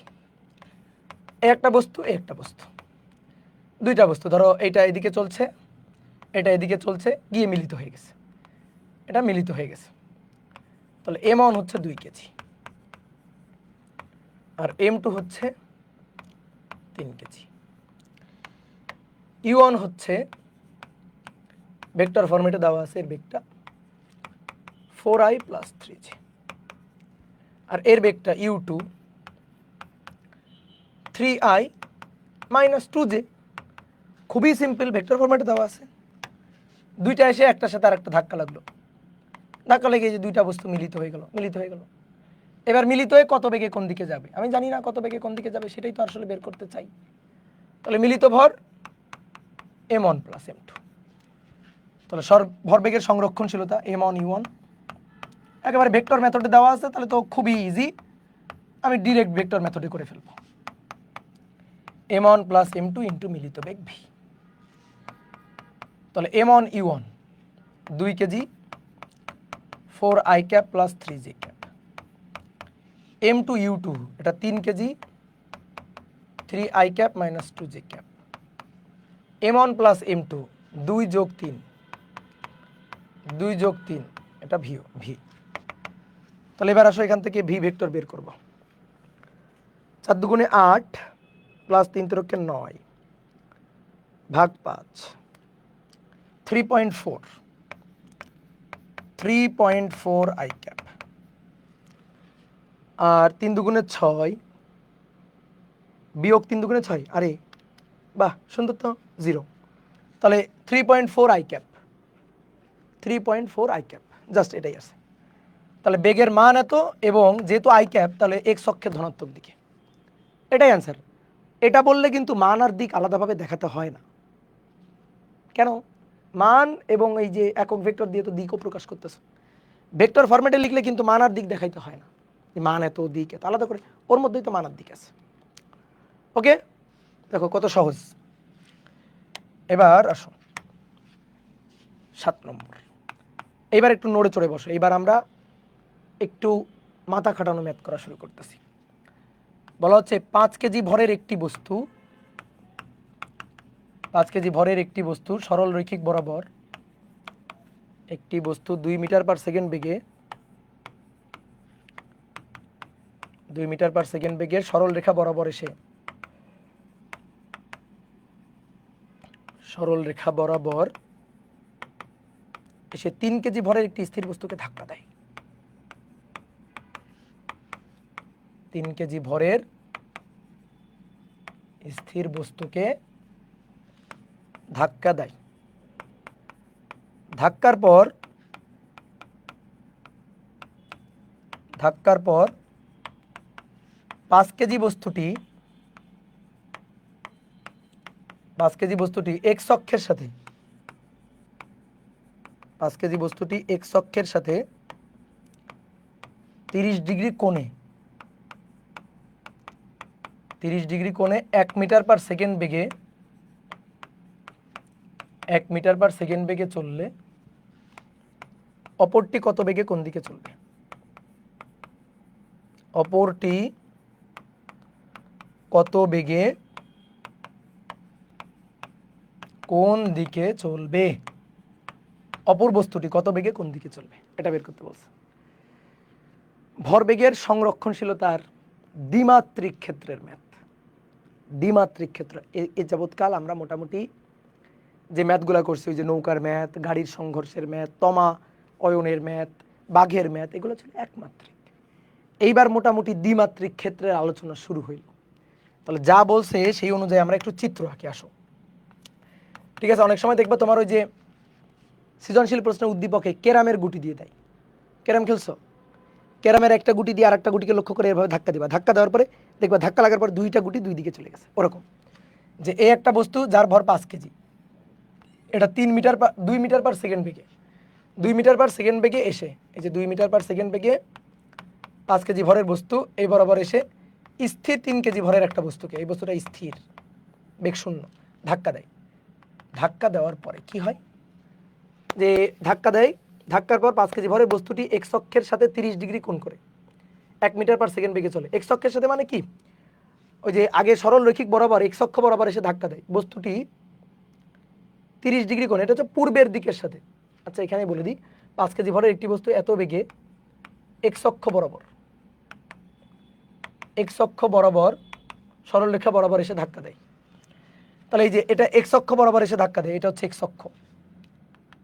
এবার ধাক্কা দেওয়ার পরে 5 কেজি ভরের বস্তুটা এক্স অক্ষের সাথে, এই যে এক্স অক্ষ তার সাথে 30 ডিগ্রি কোণ করে এদিকে চলে গেছে। দেখো কয় কেজি ভরের বস্তু, 5 কেজি ভরের বস্তু, এক্স অক্ষের সাথে 30 ডিগ্রি কোণ করে 1 মিটার পার সেকেন্ড বেগে চলে গেছে। তুমি এবার একটু কমন সেন্স খাটায় বলো, অপর বস্তুটা কত বেগে কোন দিকে যাবে? বেগ বলার দরকার নেই, দিকটা অ্যাটলিস্ট বলো যে ভাই এইদিকেই যাবে। অপর বস্তুটা মানে 3 কেজিকে ধাক্কা দিয়েছে, ধাক্কা দিলে 3 কেজিকে ধাক্কা দিয়ে 5 কেজি দিকে চলে গেছে, তাহলে 3 কেজি এদিকে যাবে। কি মনে হয় 3 কেজি এদিকে যাবে? না, কোন দিকে যাবে? 3 কেজি এই দিক বরাবর কোন একটা দিকে যাবে, তাই না? এই যে স্থির একটা বস্তু এসে ধাক্কা দিল, ধাক্কা দেওয়ার পরে দুইটা এভাবে দুই দিকে চলে যাবে, দুইটা দুই দিকে চলে যাবে। তাহলে 3 কেজি ভরের যে বস্তুটা সেটা এই দিক বরাবর কোনো একটা দিকে যাবে, এটাই আমরা আশা করতেছি। আচ্ছা যদি অনেকে বলতে ভাই যদি না যায়, আচ্ছা না গেলে দেখবো, হিসাব করে ম্যাথ করে দেখবো, দেখেই ম্যাথ করে দেখি কোন দিকে যাই। তাহলে এটা হচ্ছে 3 কেজি ভরের বস্তুটা কত বেগে যায়, ধরলাম v2 বেগে যায়। এবার ওই v2 বেগটা আমাদের বের করতে হবে এবং এক্স অক্ষের সাথে কত কোণ করে গেছে, থেটা কোণ করে, এই থেটা কোণটা আমাদের বের করতে হবে। দেখো খুবই সহজ জিনিস। এটা কি একমাত্রিক ক্ষেত্র? না, দ্বিমাত্রিক ক্ষেত্র। তাহলে হিসাবটা দ্বিমাত্রিকভাবে দুইবার হিসাব হবে, একবার এক্স অক্ষ বরাবর আর একবার ওয়াই অক্ষ বরাবর, দুইবার হিসাব হবে, একবার এক্স অক্ষ বরাবর একবার ওয়াই অক্ষ বরাবর। দেখো তাকাও বোর্ডে, তাকাও, লিখবা না কেউ আগে। আসো, এর ভর এটা হচ্ছে m1, বেগ এটা হচ্ছে e1, e1টা দেখো পুরোটাই এক্স অক্ষ বরাবর, e1 পুরোটাই এক্স অক্ষ বরাবর। ভর m2, বেগ u2 তো 0 বললাম। এবার ভর m1 তার বেগ এটা v1 শেষ বেগ, ভর m2 তার বেগ v2। তাহলে একটা কাজ করি, আসো এই বেগটাকে দুটো উপাংশে ভাঙি, এদিক বরাবর একটা উপাংশ, এদিক বরাবর একটা উপাংশ। কেন? কারণ আমরা ওই যে এক্স অক্ষ বরাবর একবার হিসাব, ওয়াই অক্ষ বরাবর একবার হিসাব করব। তাহলে v1 আর নাই, এই কোণটা 30 হলো, এই কোণটা 30। তাহলে এইদিকে v1 এর যে উপাংশটা এক্স অক্ষের দিকে সেটা হচ্ছে 1 cos 30, এই যে 1 এটা 30, তাহলে 1 cos 30, আর এদিকে হবে 1 sin 30। ঠিক একইভাবে এটা যদি v2 হয় তাহলে এদিকে v2 এর একটা উপাংশ, এদিকে v2 এর আরেকটা উপাংশ। এই যে এই কোণটা থেটা হলে এই কোণটাও থেটা। এটা যদি v2 হয় তাহলে এদিকে v2x, কেন v2 এর x অক্ষ বরাবর উপাংশ, নাম দিলাম v2x। আর এইটা হচ্ছে v2y, কেন v2 এর y অক্ষ বরাবর উপাংশ। তাহলে এটা যদি v1 হয়, এটা যদি v1 হয় তাহলে এটা কি, এটা হচ্ছে v1x। এটা যদি v1 হয় এটা কি, v1 এর y অক্ষ বরাবর উপাংশ, v1 এর y অক্ষ বরাবর উপাংশ v1y। বলো বুঝছো? উপাংশে বিভাজন করছি। দেখো নিজে একবার ঠান্ডা মাথায় তাকায় দেখো, নিজে একবার ঠান্ডা মাথায় তাকায় দেখো। এবার ম্যাথ শেষ, এবার তোমার হাতে চলে আসছে সবকিছু।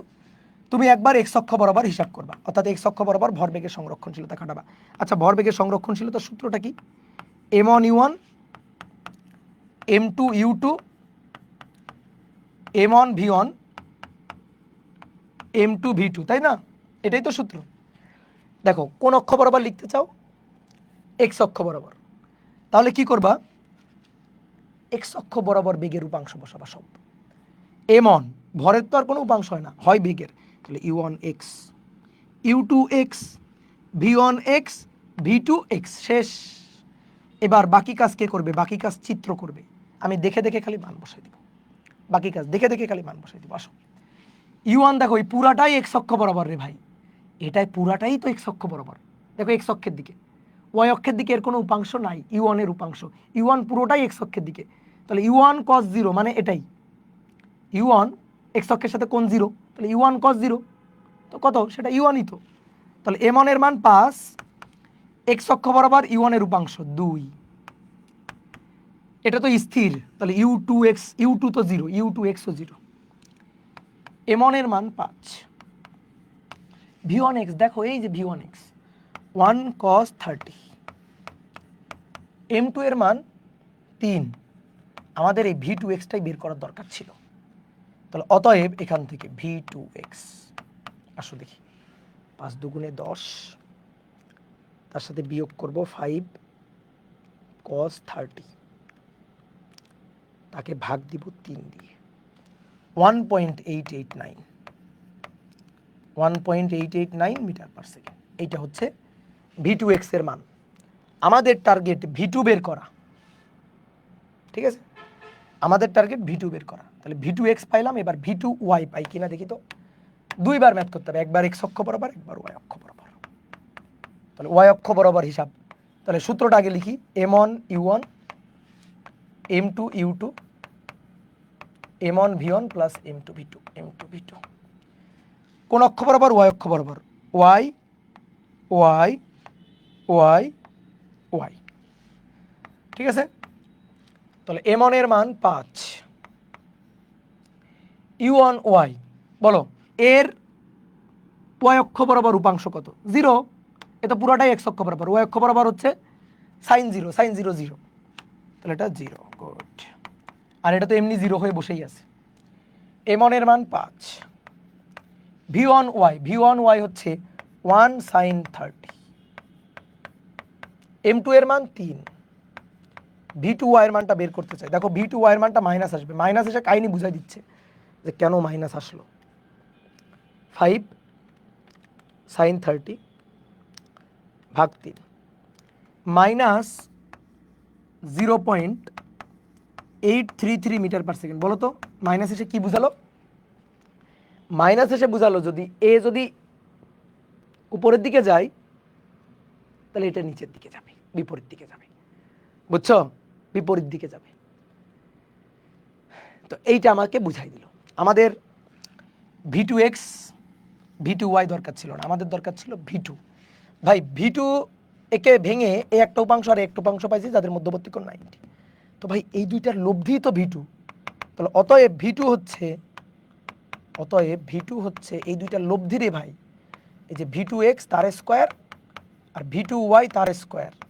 তাহলে আসো মান বসাই, 1.889 তার স্কোয়ার মাইনাস 0.833 তার স্কোয়ার, তাহলে অ্যান্সার তার স্কোয়ার প্লাস 1.889 তার স্কোয়ার রুট ওভার অ্যান্সার। দেখো মান হচ্ছে 2.064 এত মিটার পার সেকেন্ড।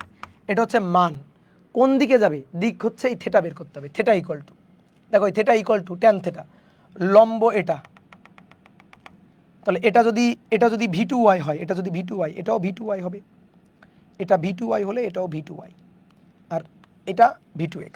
একটু হাইলাইটার দিয়ে দেখাই, এটা V2x V2y, এটা V2x, এই যে এটা V2y হলে এটাও V2y, তাহলে tan theta equal to V2y divided by V2x, তাহলে theta equal to tan inverse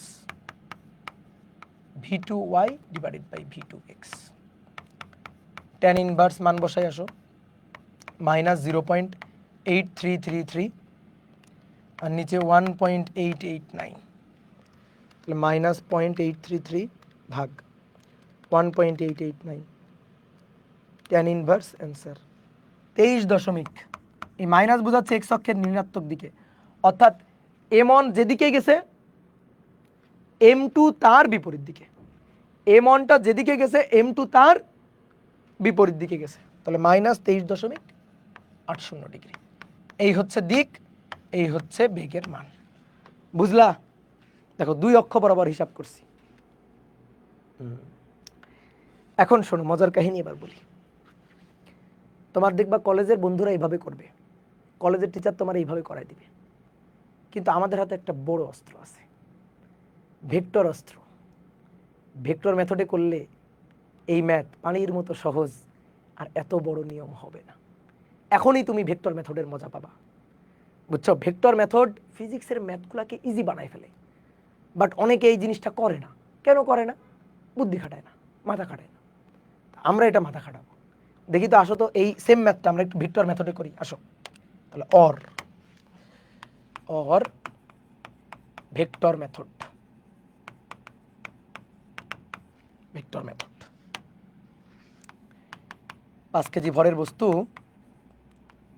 2 metre per second বেগে যাচ্ছে, এটা ছিল E1, দিয়ে 3 কেজি ভরের স্থির বস্তুকে ধাক্কা দিছে।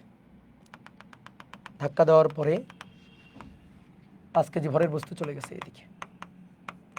এটা 5 কেজি ভরের বস্তু, এটা V1 1 মিটার পার সেকেন্ড বেগে চলে গেছে।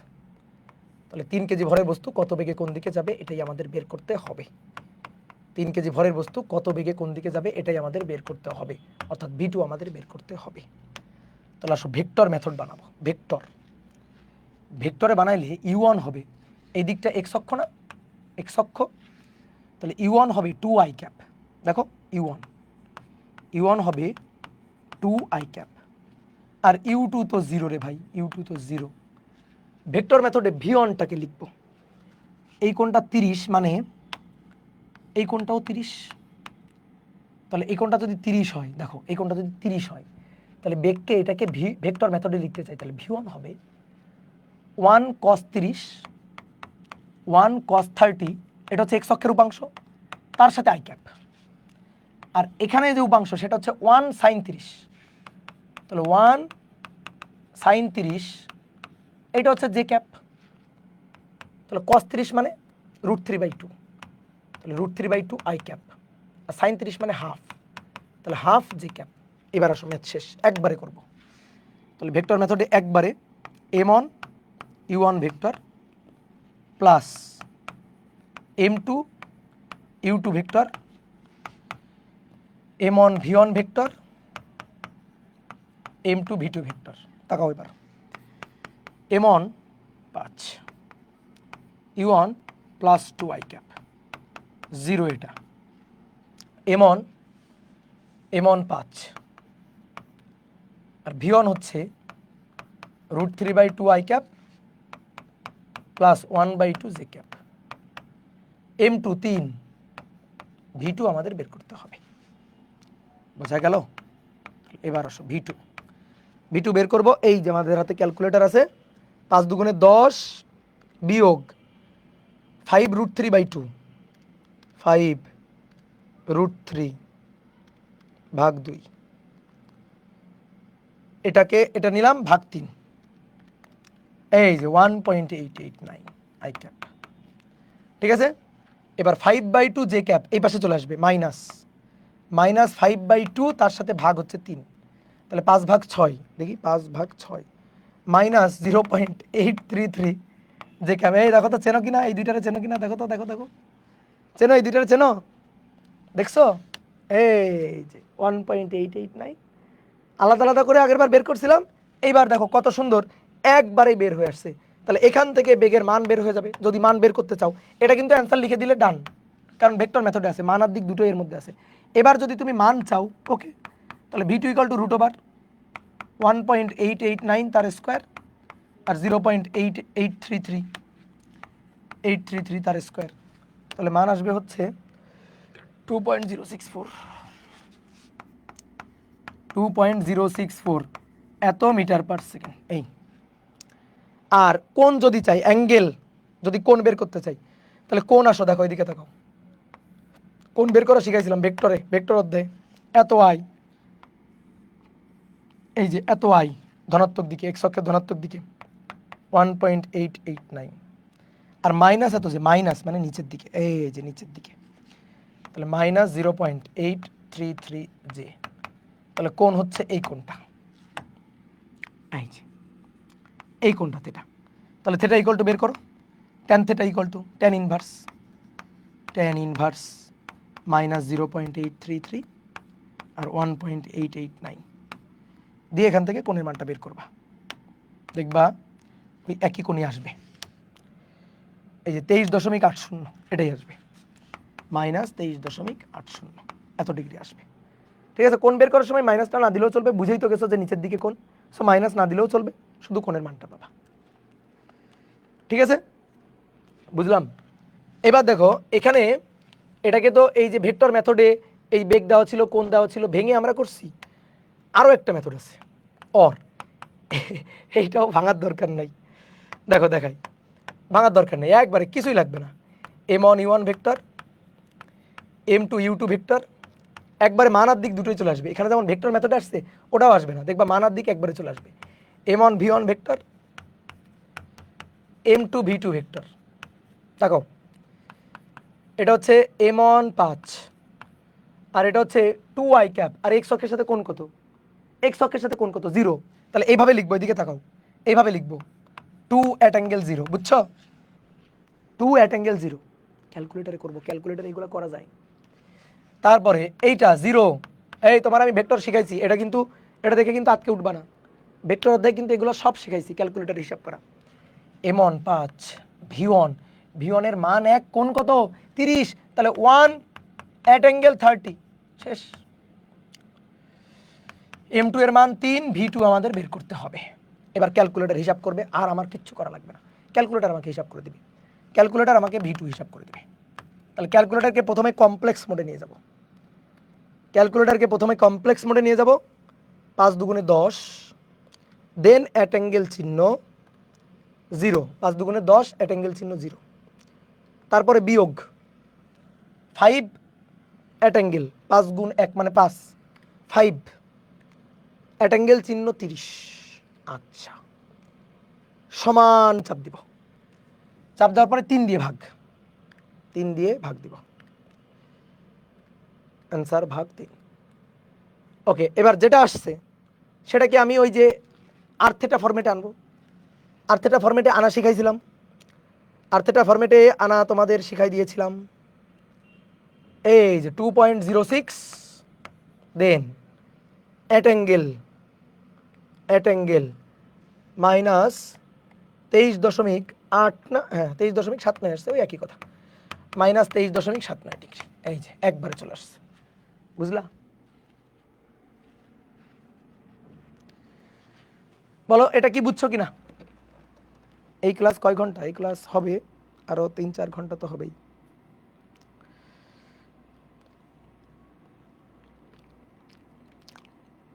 একজন বলছে ইরোদ দেখাচ্ছে, এমডি শামীম আরাফাত, ভাইয়া ক্যালকুলেটারকে মোবাইলের মতো ভালোবাসতে হবে, বুঝছো। তুমি চিন্তা করবা তোমার ক্যালকুলেটার হচ্ছে আইফোন 70 প্রো ম্যাক্স, ঠিক আছে। রিটার্নে কি হবে, এটা হবে না কেন, অবশ্যই হবে, বাট এগুলো অ্যাডমিশন টেস্টের সময় করবা, আপাতত বোর্ড পরীক্ষা এগুলো করবা না, কারণ কলেজের টিচাররা যদি এগুলো দেখে ভয় পেয়ে যায় তাহলে কিন্তু কেটে দিবে।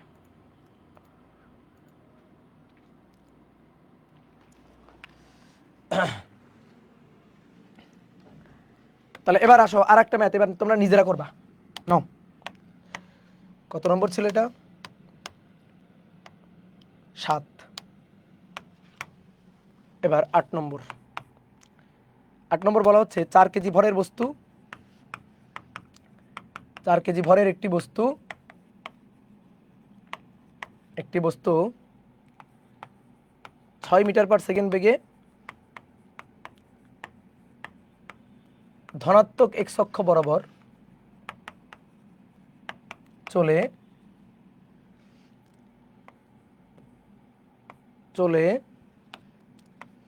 ধনাত্মক y অক্ষ বরাবর 4 মিটার পার সেকেন্ড বেগে চলা 3 কেজি ভরের বস্তুর সাথে সংঘর্ষে লিপ্ত হয়। এত কেজি ভরের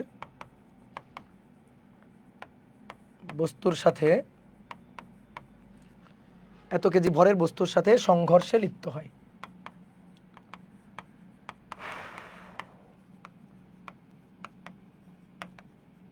সংঘর্ষের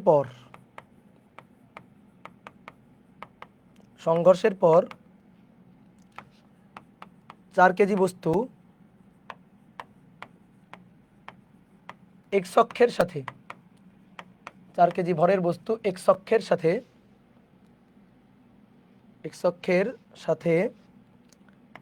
30 ডিগ্রি কোণে ধনাত্মক দিকে চললে অপর বস্তু কত বেগে কোন দিকে? অপর বস্তু কত বেগে কোন দিকে? ঠিক আছে, এবার আসো শর্টকাট মেথডগুলো আগে করব। ঠিক আগের ম্যাথটার মতো। এই যে কত কেজি ভরের বস্তু? 4 কেজি ভরের বস্তু 6 মিটার পার সেকেন্ড বেগে ধনাত্মক x অক্ষ বরাবর চলতেছে। তাহলে এটা আমাদের u1, ধনাত্মক x অক্ষ বরাবর চলতে গিয়ে আরেকটা বস্তুর সাথে সংঘর্ষে লিপ্ত হয়। সেই বস্তুটা আবার ধনাত্মক y অক্ষ বরাবর চলতেছে। 3 কেজি ভরের বস্তু 4 মিটার পার সেকেন্ড বেগে। তাহলে এটা u2 4 মিটার পার সেকেন্ড বেগে 3 কেজি ভরের বস্তু গিয়ে এই জায়গায় যে সংঘর্ষে লিপ্ত হয়েছে এই জায়গায়। এবার সংঘর্ষের পরের ঘটনা, সংঘর্ষের পরে 4 কেজি ভরের বস্তুটা, এই যে 4 কেজিটা, সে কত কোণ করে? 30 ডিগ্রি কোণে x অক্ষের ধনাত্মক দিকের সাথে 30 ডিগ্রি কোণ করে চললে, x অক্ষের ধনাত্মক দিকের সাথে 30 ডিগ্রি কোণ করে 2 মিটার পার সেকেন্ড বেগে চললে, x অক্ষের ধনাত্মক দিকের সাথে 30 ডিগ্রি কোণে 2 মিটার পার সেকেন্ড বেগে, এটা লিখতে ভুলে গেছি, সরি, 2 মিটার পার সেকেন্ড বেগে ধনাত্মক দিকে এত কোণ করে ধনাত্মক দিকে চললে 2 মিটার পার সেকেন্ড বেগে, এটা লিখতে ভুলে গেছিলাম, দুঃখিত। তাহলে এই বেগটা 2 মিটার পার সেকেন্ড বেগ। কার বেগ? 4 কেজি ভরের বস্তুর বেগ, দ্যাট ইজ v1। এটা হচ্ছে v1 ভেক্টর। ঠিক আছে, তাহলে দেখো এটাকে u1 বলছি, তার সংঘর্ষের পরে বেগটাকে v1 বলছি। বাকিটা কত বেগে কোন দিকে যাবে আমি জানি না, ধরে নিলাম ধরো এদিকে যাবে, নাও যাইতে পারে, ধরে নিলাম এদিকে যাবে। তাহলে এটা 3 কেজি ভরের বস্তু। দেখো এবার বোর্ডে দেখো, এইভাবে ধাক্কা লাগছে না? এইভাবে ধাক্কা লাগছে, দুম করে ধাক্কা লাগছে। এমনও হইতে পারে কিন্তু এভাবে দুটো ধাক্কা লেগে এভাবে যাইতে পারে, অর্থাৎ এটা কিন্তু এদিকেও যাইতে পারে। আমি জানি না শিওর, মন বলতেছে যাইতেও পারে ওইদিকে। দেখি কি হবে, আমরা v2 তো বের করবো, দেখি কি হবে। তাহলে আসো or vector method, m1 u1 vector, m2 u2 vector, m1 plus m2, sorry m1 v1 আর m2 v2, m2 v2 done. মান বসে আসো, m1 এর মান 4, u1 এর মান 6 i ক্যাপ। ঠিক আছে, কোন মেথডে লিখবো? আই ক্যাপ জে ক্যাপ দিয়ে নাকি কোন দিয়ে? আগে কোন দিয়ে লিখি আসো। 6 0, x অক্ষের ধনাত্মক দিকের সাথে কোণ, x অক্ষের ধনাত্মক দিকের সাথে কোণ 0 ডিগ্রি। দেখো এটা হচ্ছে x অক্ষ, x অক্ষের সাথে এর কোণ 0 ডিগ্রি। এবার m2 3, m2 3 অ্যাট অ্যাঙ্গেল বলো তো কত? x অক্ষের ধনাত্মক দিকের সাথে কোণ কত? 90 ডিগ্রি। তাহলে এটা কিন্তু 90 ডিগ্রি, বুঝছো? m1 এর মান 4, তাহলে 2,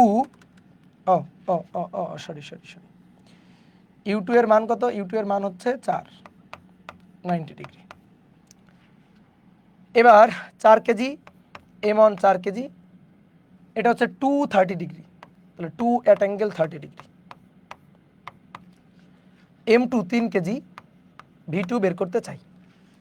তাহলে এবার আসো v2, দেখো আমি একবারে বের করে দিচ্ছি ক্যালকুলেটর দিয়ে, একবারে বের করে দিচ্ছি। সিডাব্লিউতেও কি করা যায়? হ্যাঁ রে ভাই, সিডাব্লিউতে করা যায়, জানো না?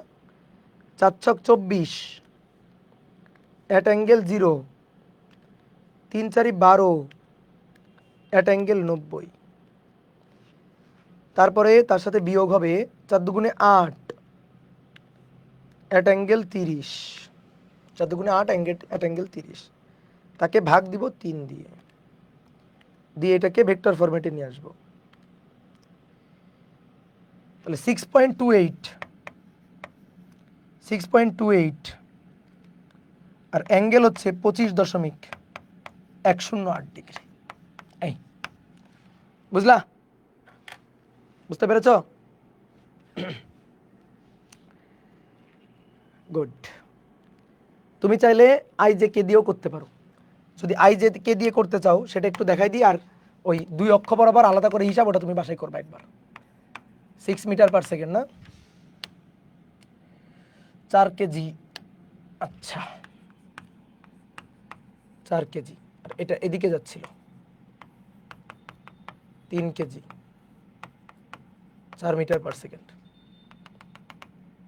তারপরে ও দেখো কোণের মানটা কিন্তু প্লাস আসছে, ওই যে বলছিলাম প্লাসের দিকেই গেছে।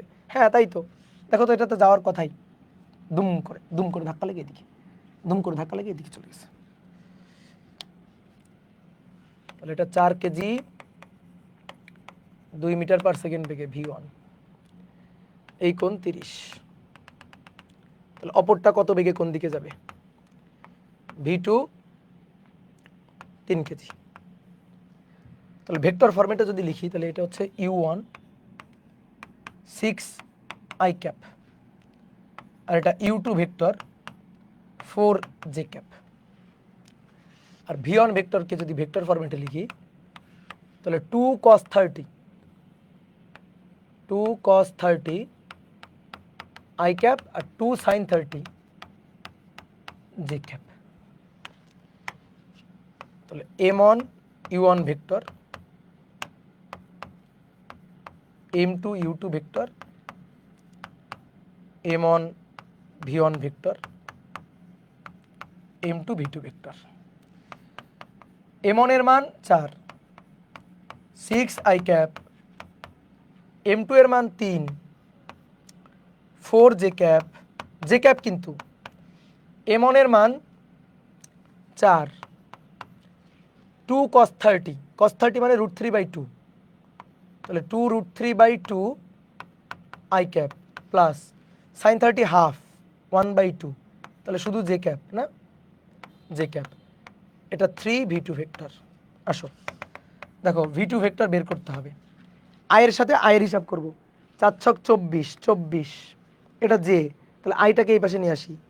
তাহলে 4 আর 4, 4 আর 2 কেটে 2, 2 দুগুণে 4, তাহলে 4√3 মাইনাস 4√3 ভাগ 3, তাহলে 5.69 I ক্যাপ। 3 4 12, 12 বিয়োগ 4, 12 বিয়োগ 4 8 ভাগ 3 ভাগ 3, তাহলে প্লাস 2.66 J ক্যাপ। দেখি তো বেগের মানটা সেম আসে কিনা। √5.69 তার স্কোয়ার আর 2.66 তার স্কোয়ার, 5.69 তার স্কোয়ার প্লাস 2.66 তার square, √ answer 6.28 metre per second. দেখি তো, ওহ সুন্দর তো, মিলে গেছে 6.28 মিলে গেছে। তো দেখো এইভাবে করাও কষ্ট, আমার কাছে কষ্ট লাগে।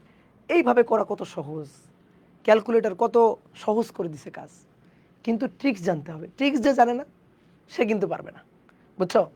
কলেজে গিয়ে একটু ভাবতে নিবা, বন্ধুদের কাছে এরকম একটা ম্যাথ দিয়ে বলবা কর তো দেখি, তুই করবি আমিও করব, দেখি কার কতক্ষণ সময় লাগে। তারপরে ক্যালকুলেটর চাপ দিয়ে অ্যান্সার করে দেবে, একটু ভাবটাপ নিবা, বুঝছো? ঠিক আছে, তুমি যদি আমার কাছ থেকে জিনিসগুলো যদি শিখে যদি ভাব নিতে না পারো তাহলে হবে? ওকে ঠিক আছে, তাহলে আজকে এই পর্যন্ত থাকুক। তাহলে নেক্সট দিন আমরা আবার কোনো একটা টপিক পড়ব। তাহলে টাটা, বাই বাই। আরও পড়ান? ওরে বাপরে, আরও পড়াইলে তো শহীদ হয়ে যাব। কতক্ষণ ধরে পড়াচ্ছি তোমার আইডিয়া আছে? অফলাইন পড়াইতেছি, তারপর অফলাইনে এসে 7:30 ব্যাচে, 7:30টার সময় সেকেন্ড ইয়ারে ঢুকছি, 26-এর ব্যাচে ঢুকছি, তারপরে তোমাদের এখানে ঢুকলাম। তোমাকে মেরে ফেলবো আমাকে, বলো? ক্লাস 4 থেকে একটা কোশ্চেন করা যাবে? করো।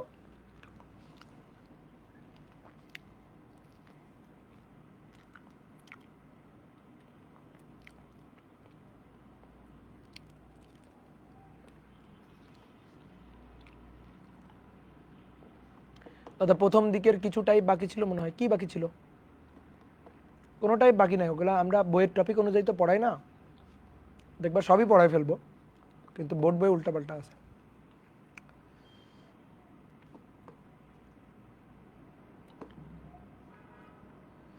কলেজের এক্সামে ভেক্টর মেথড ইউজ করা যাবে কিনা? যাওয়া উচিত, শোনো যাওয়া উচিত, কিন্তু এখন কলেজের টিচাররা তো একটু মাঝে মাঝে একটু কেমন যেন ঘাটতারামি করে কিছু কিছু কলেজে। তো এই কারণে স্যারকে আগে বলে নিবা যে স্যার আমি কিন্তু এইভাবে করব। দাদা আপনি বগুড়ায় কখন পড়েন? শুক্রবার শনিবার পড়াই, শুক্রবার আর শনিবার 2 দিন পড়াই। দাদা লাস্টের যে 2টা ম্যাথ দেখাইলেন ওই 2টা নেক্সট ক্লাসে আবার একটু সামারি করেন প্লিজ। না, আবার সামারি করা যাবে না, মুখে তুলে খাওয়া দেওয়া যাবে না, নিজে করো, বাসায় নিজে সুন্দর করে ট্রাই করো, 2টা ম্যাথ নিজে সুন্দর করে ট্রাই করো।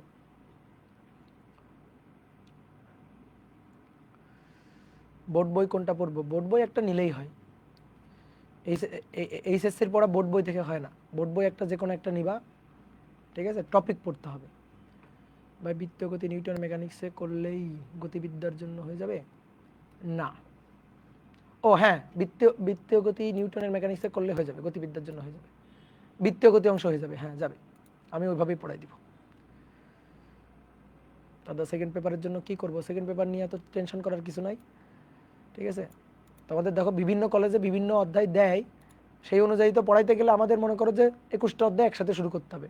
তো তারপরও আমরা যতটুকু চেষ্টা করতেছি শুরু করা, যেমন এই যে মাসুর ভাই তোমাদের আদর্শ গ্যাসটা শুরু করবে কয়েকদিন পরেই। তো তাতে কি হবে, অনেক জায়গায় ওই যে আদর্শ গ্যাস এবং তাপগতিবিদ্যা মোটামুটি ফার্স্ট ইয়ারে বিভিন্ন কলেজে দিয়ে দেয়, সো ওইটা যাতে কভার হয়ে যায়। দাদা ডাউট সলভিং ক্লাস নেন? ডাউট সলভিং হয় বলো, যেভাবে পড়াই দিই এরপরে ডাউট সলভ থাকে? ডাউট সলভ এই যে ডিসকাশন গ্রুপে দিবা, তাহলে তো সলভ হয়ে যায়। দাদা আমি ম্যাথ চিন্তা করতে পারতেছি না, কি করবা? ভাববা, চিন্তা করা শিখবা, নিজের অবজার্ভিং পাওয়ারটা বাড়াবা। দাদা এই সাইকেলে কতদিন লাগবে? দেখো আমাদের সাইকেল হবে 6টা, তাই না? এই 6টা সাইকেল কিন্তু দেখবে একসাথে 3টা 4টা সাইকেল রানিং থাকে, বুঝতে পারছো? আমরা ফিজিক্স সিলেবাসটাকে 6টা সাইকেলে ভাগ করছি। দেখবা মাসুর সাইকেল 1-এ ক্লাস নিলে আমি সাইকেল 2-তে নিচ্ছি, আবার মাসুর সাইকেল 4-এ নিলে আমি সাইকেল 5-এ নিচ্ছি। তাহলে মোটামুটি এই সাইকেল 6টার মধ্যে তোমার সিলেবাস কভার হবে। তো আমরা চেষ্টা করব যাতে এমনভাবে চ্যাপ্টারগুলো পড়ানোর যাতে তোমাদের সিলেবাসটা কলেজের সাথে মোটামুটি আগানো যায়, এটা আমরা চেষ্টা করব, ঠিক আছে।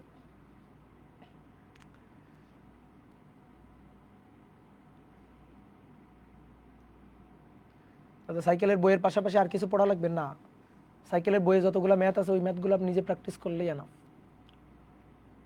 ক্যালকুলেটর হ্যাক্স লাগবে, আচ্ছা ঠিক আছে, ক্যালকুলেটর হ্যাক্সের ভিডিও বানাই দিব না।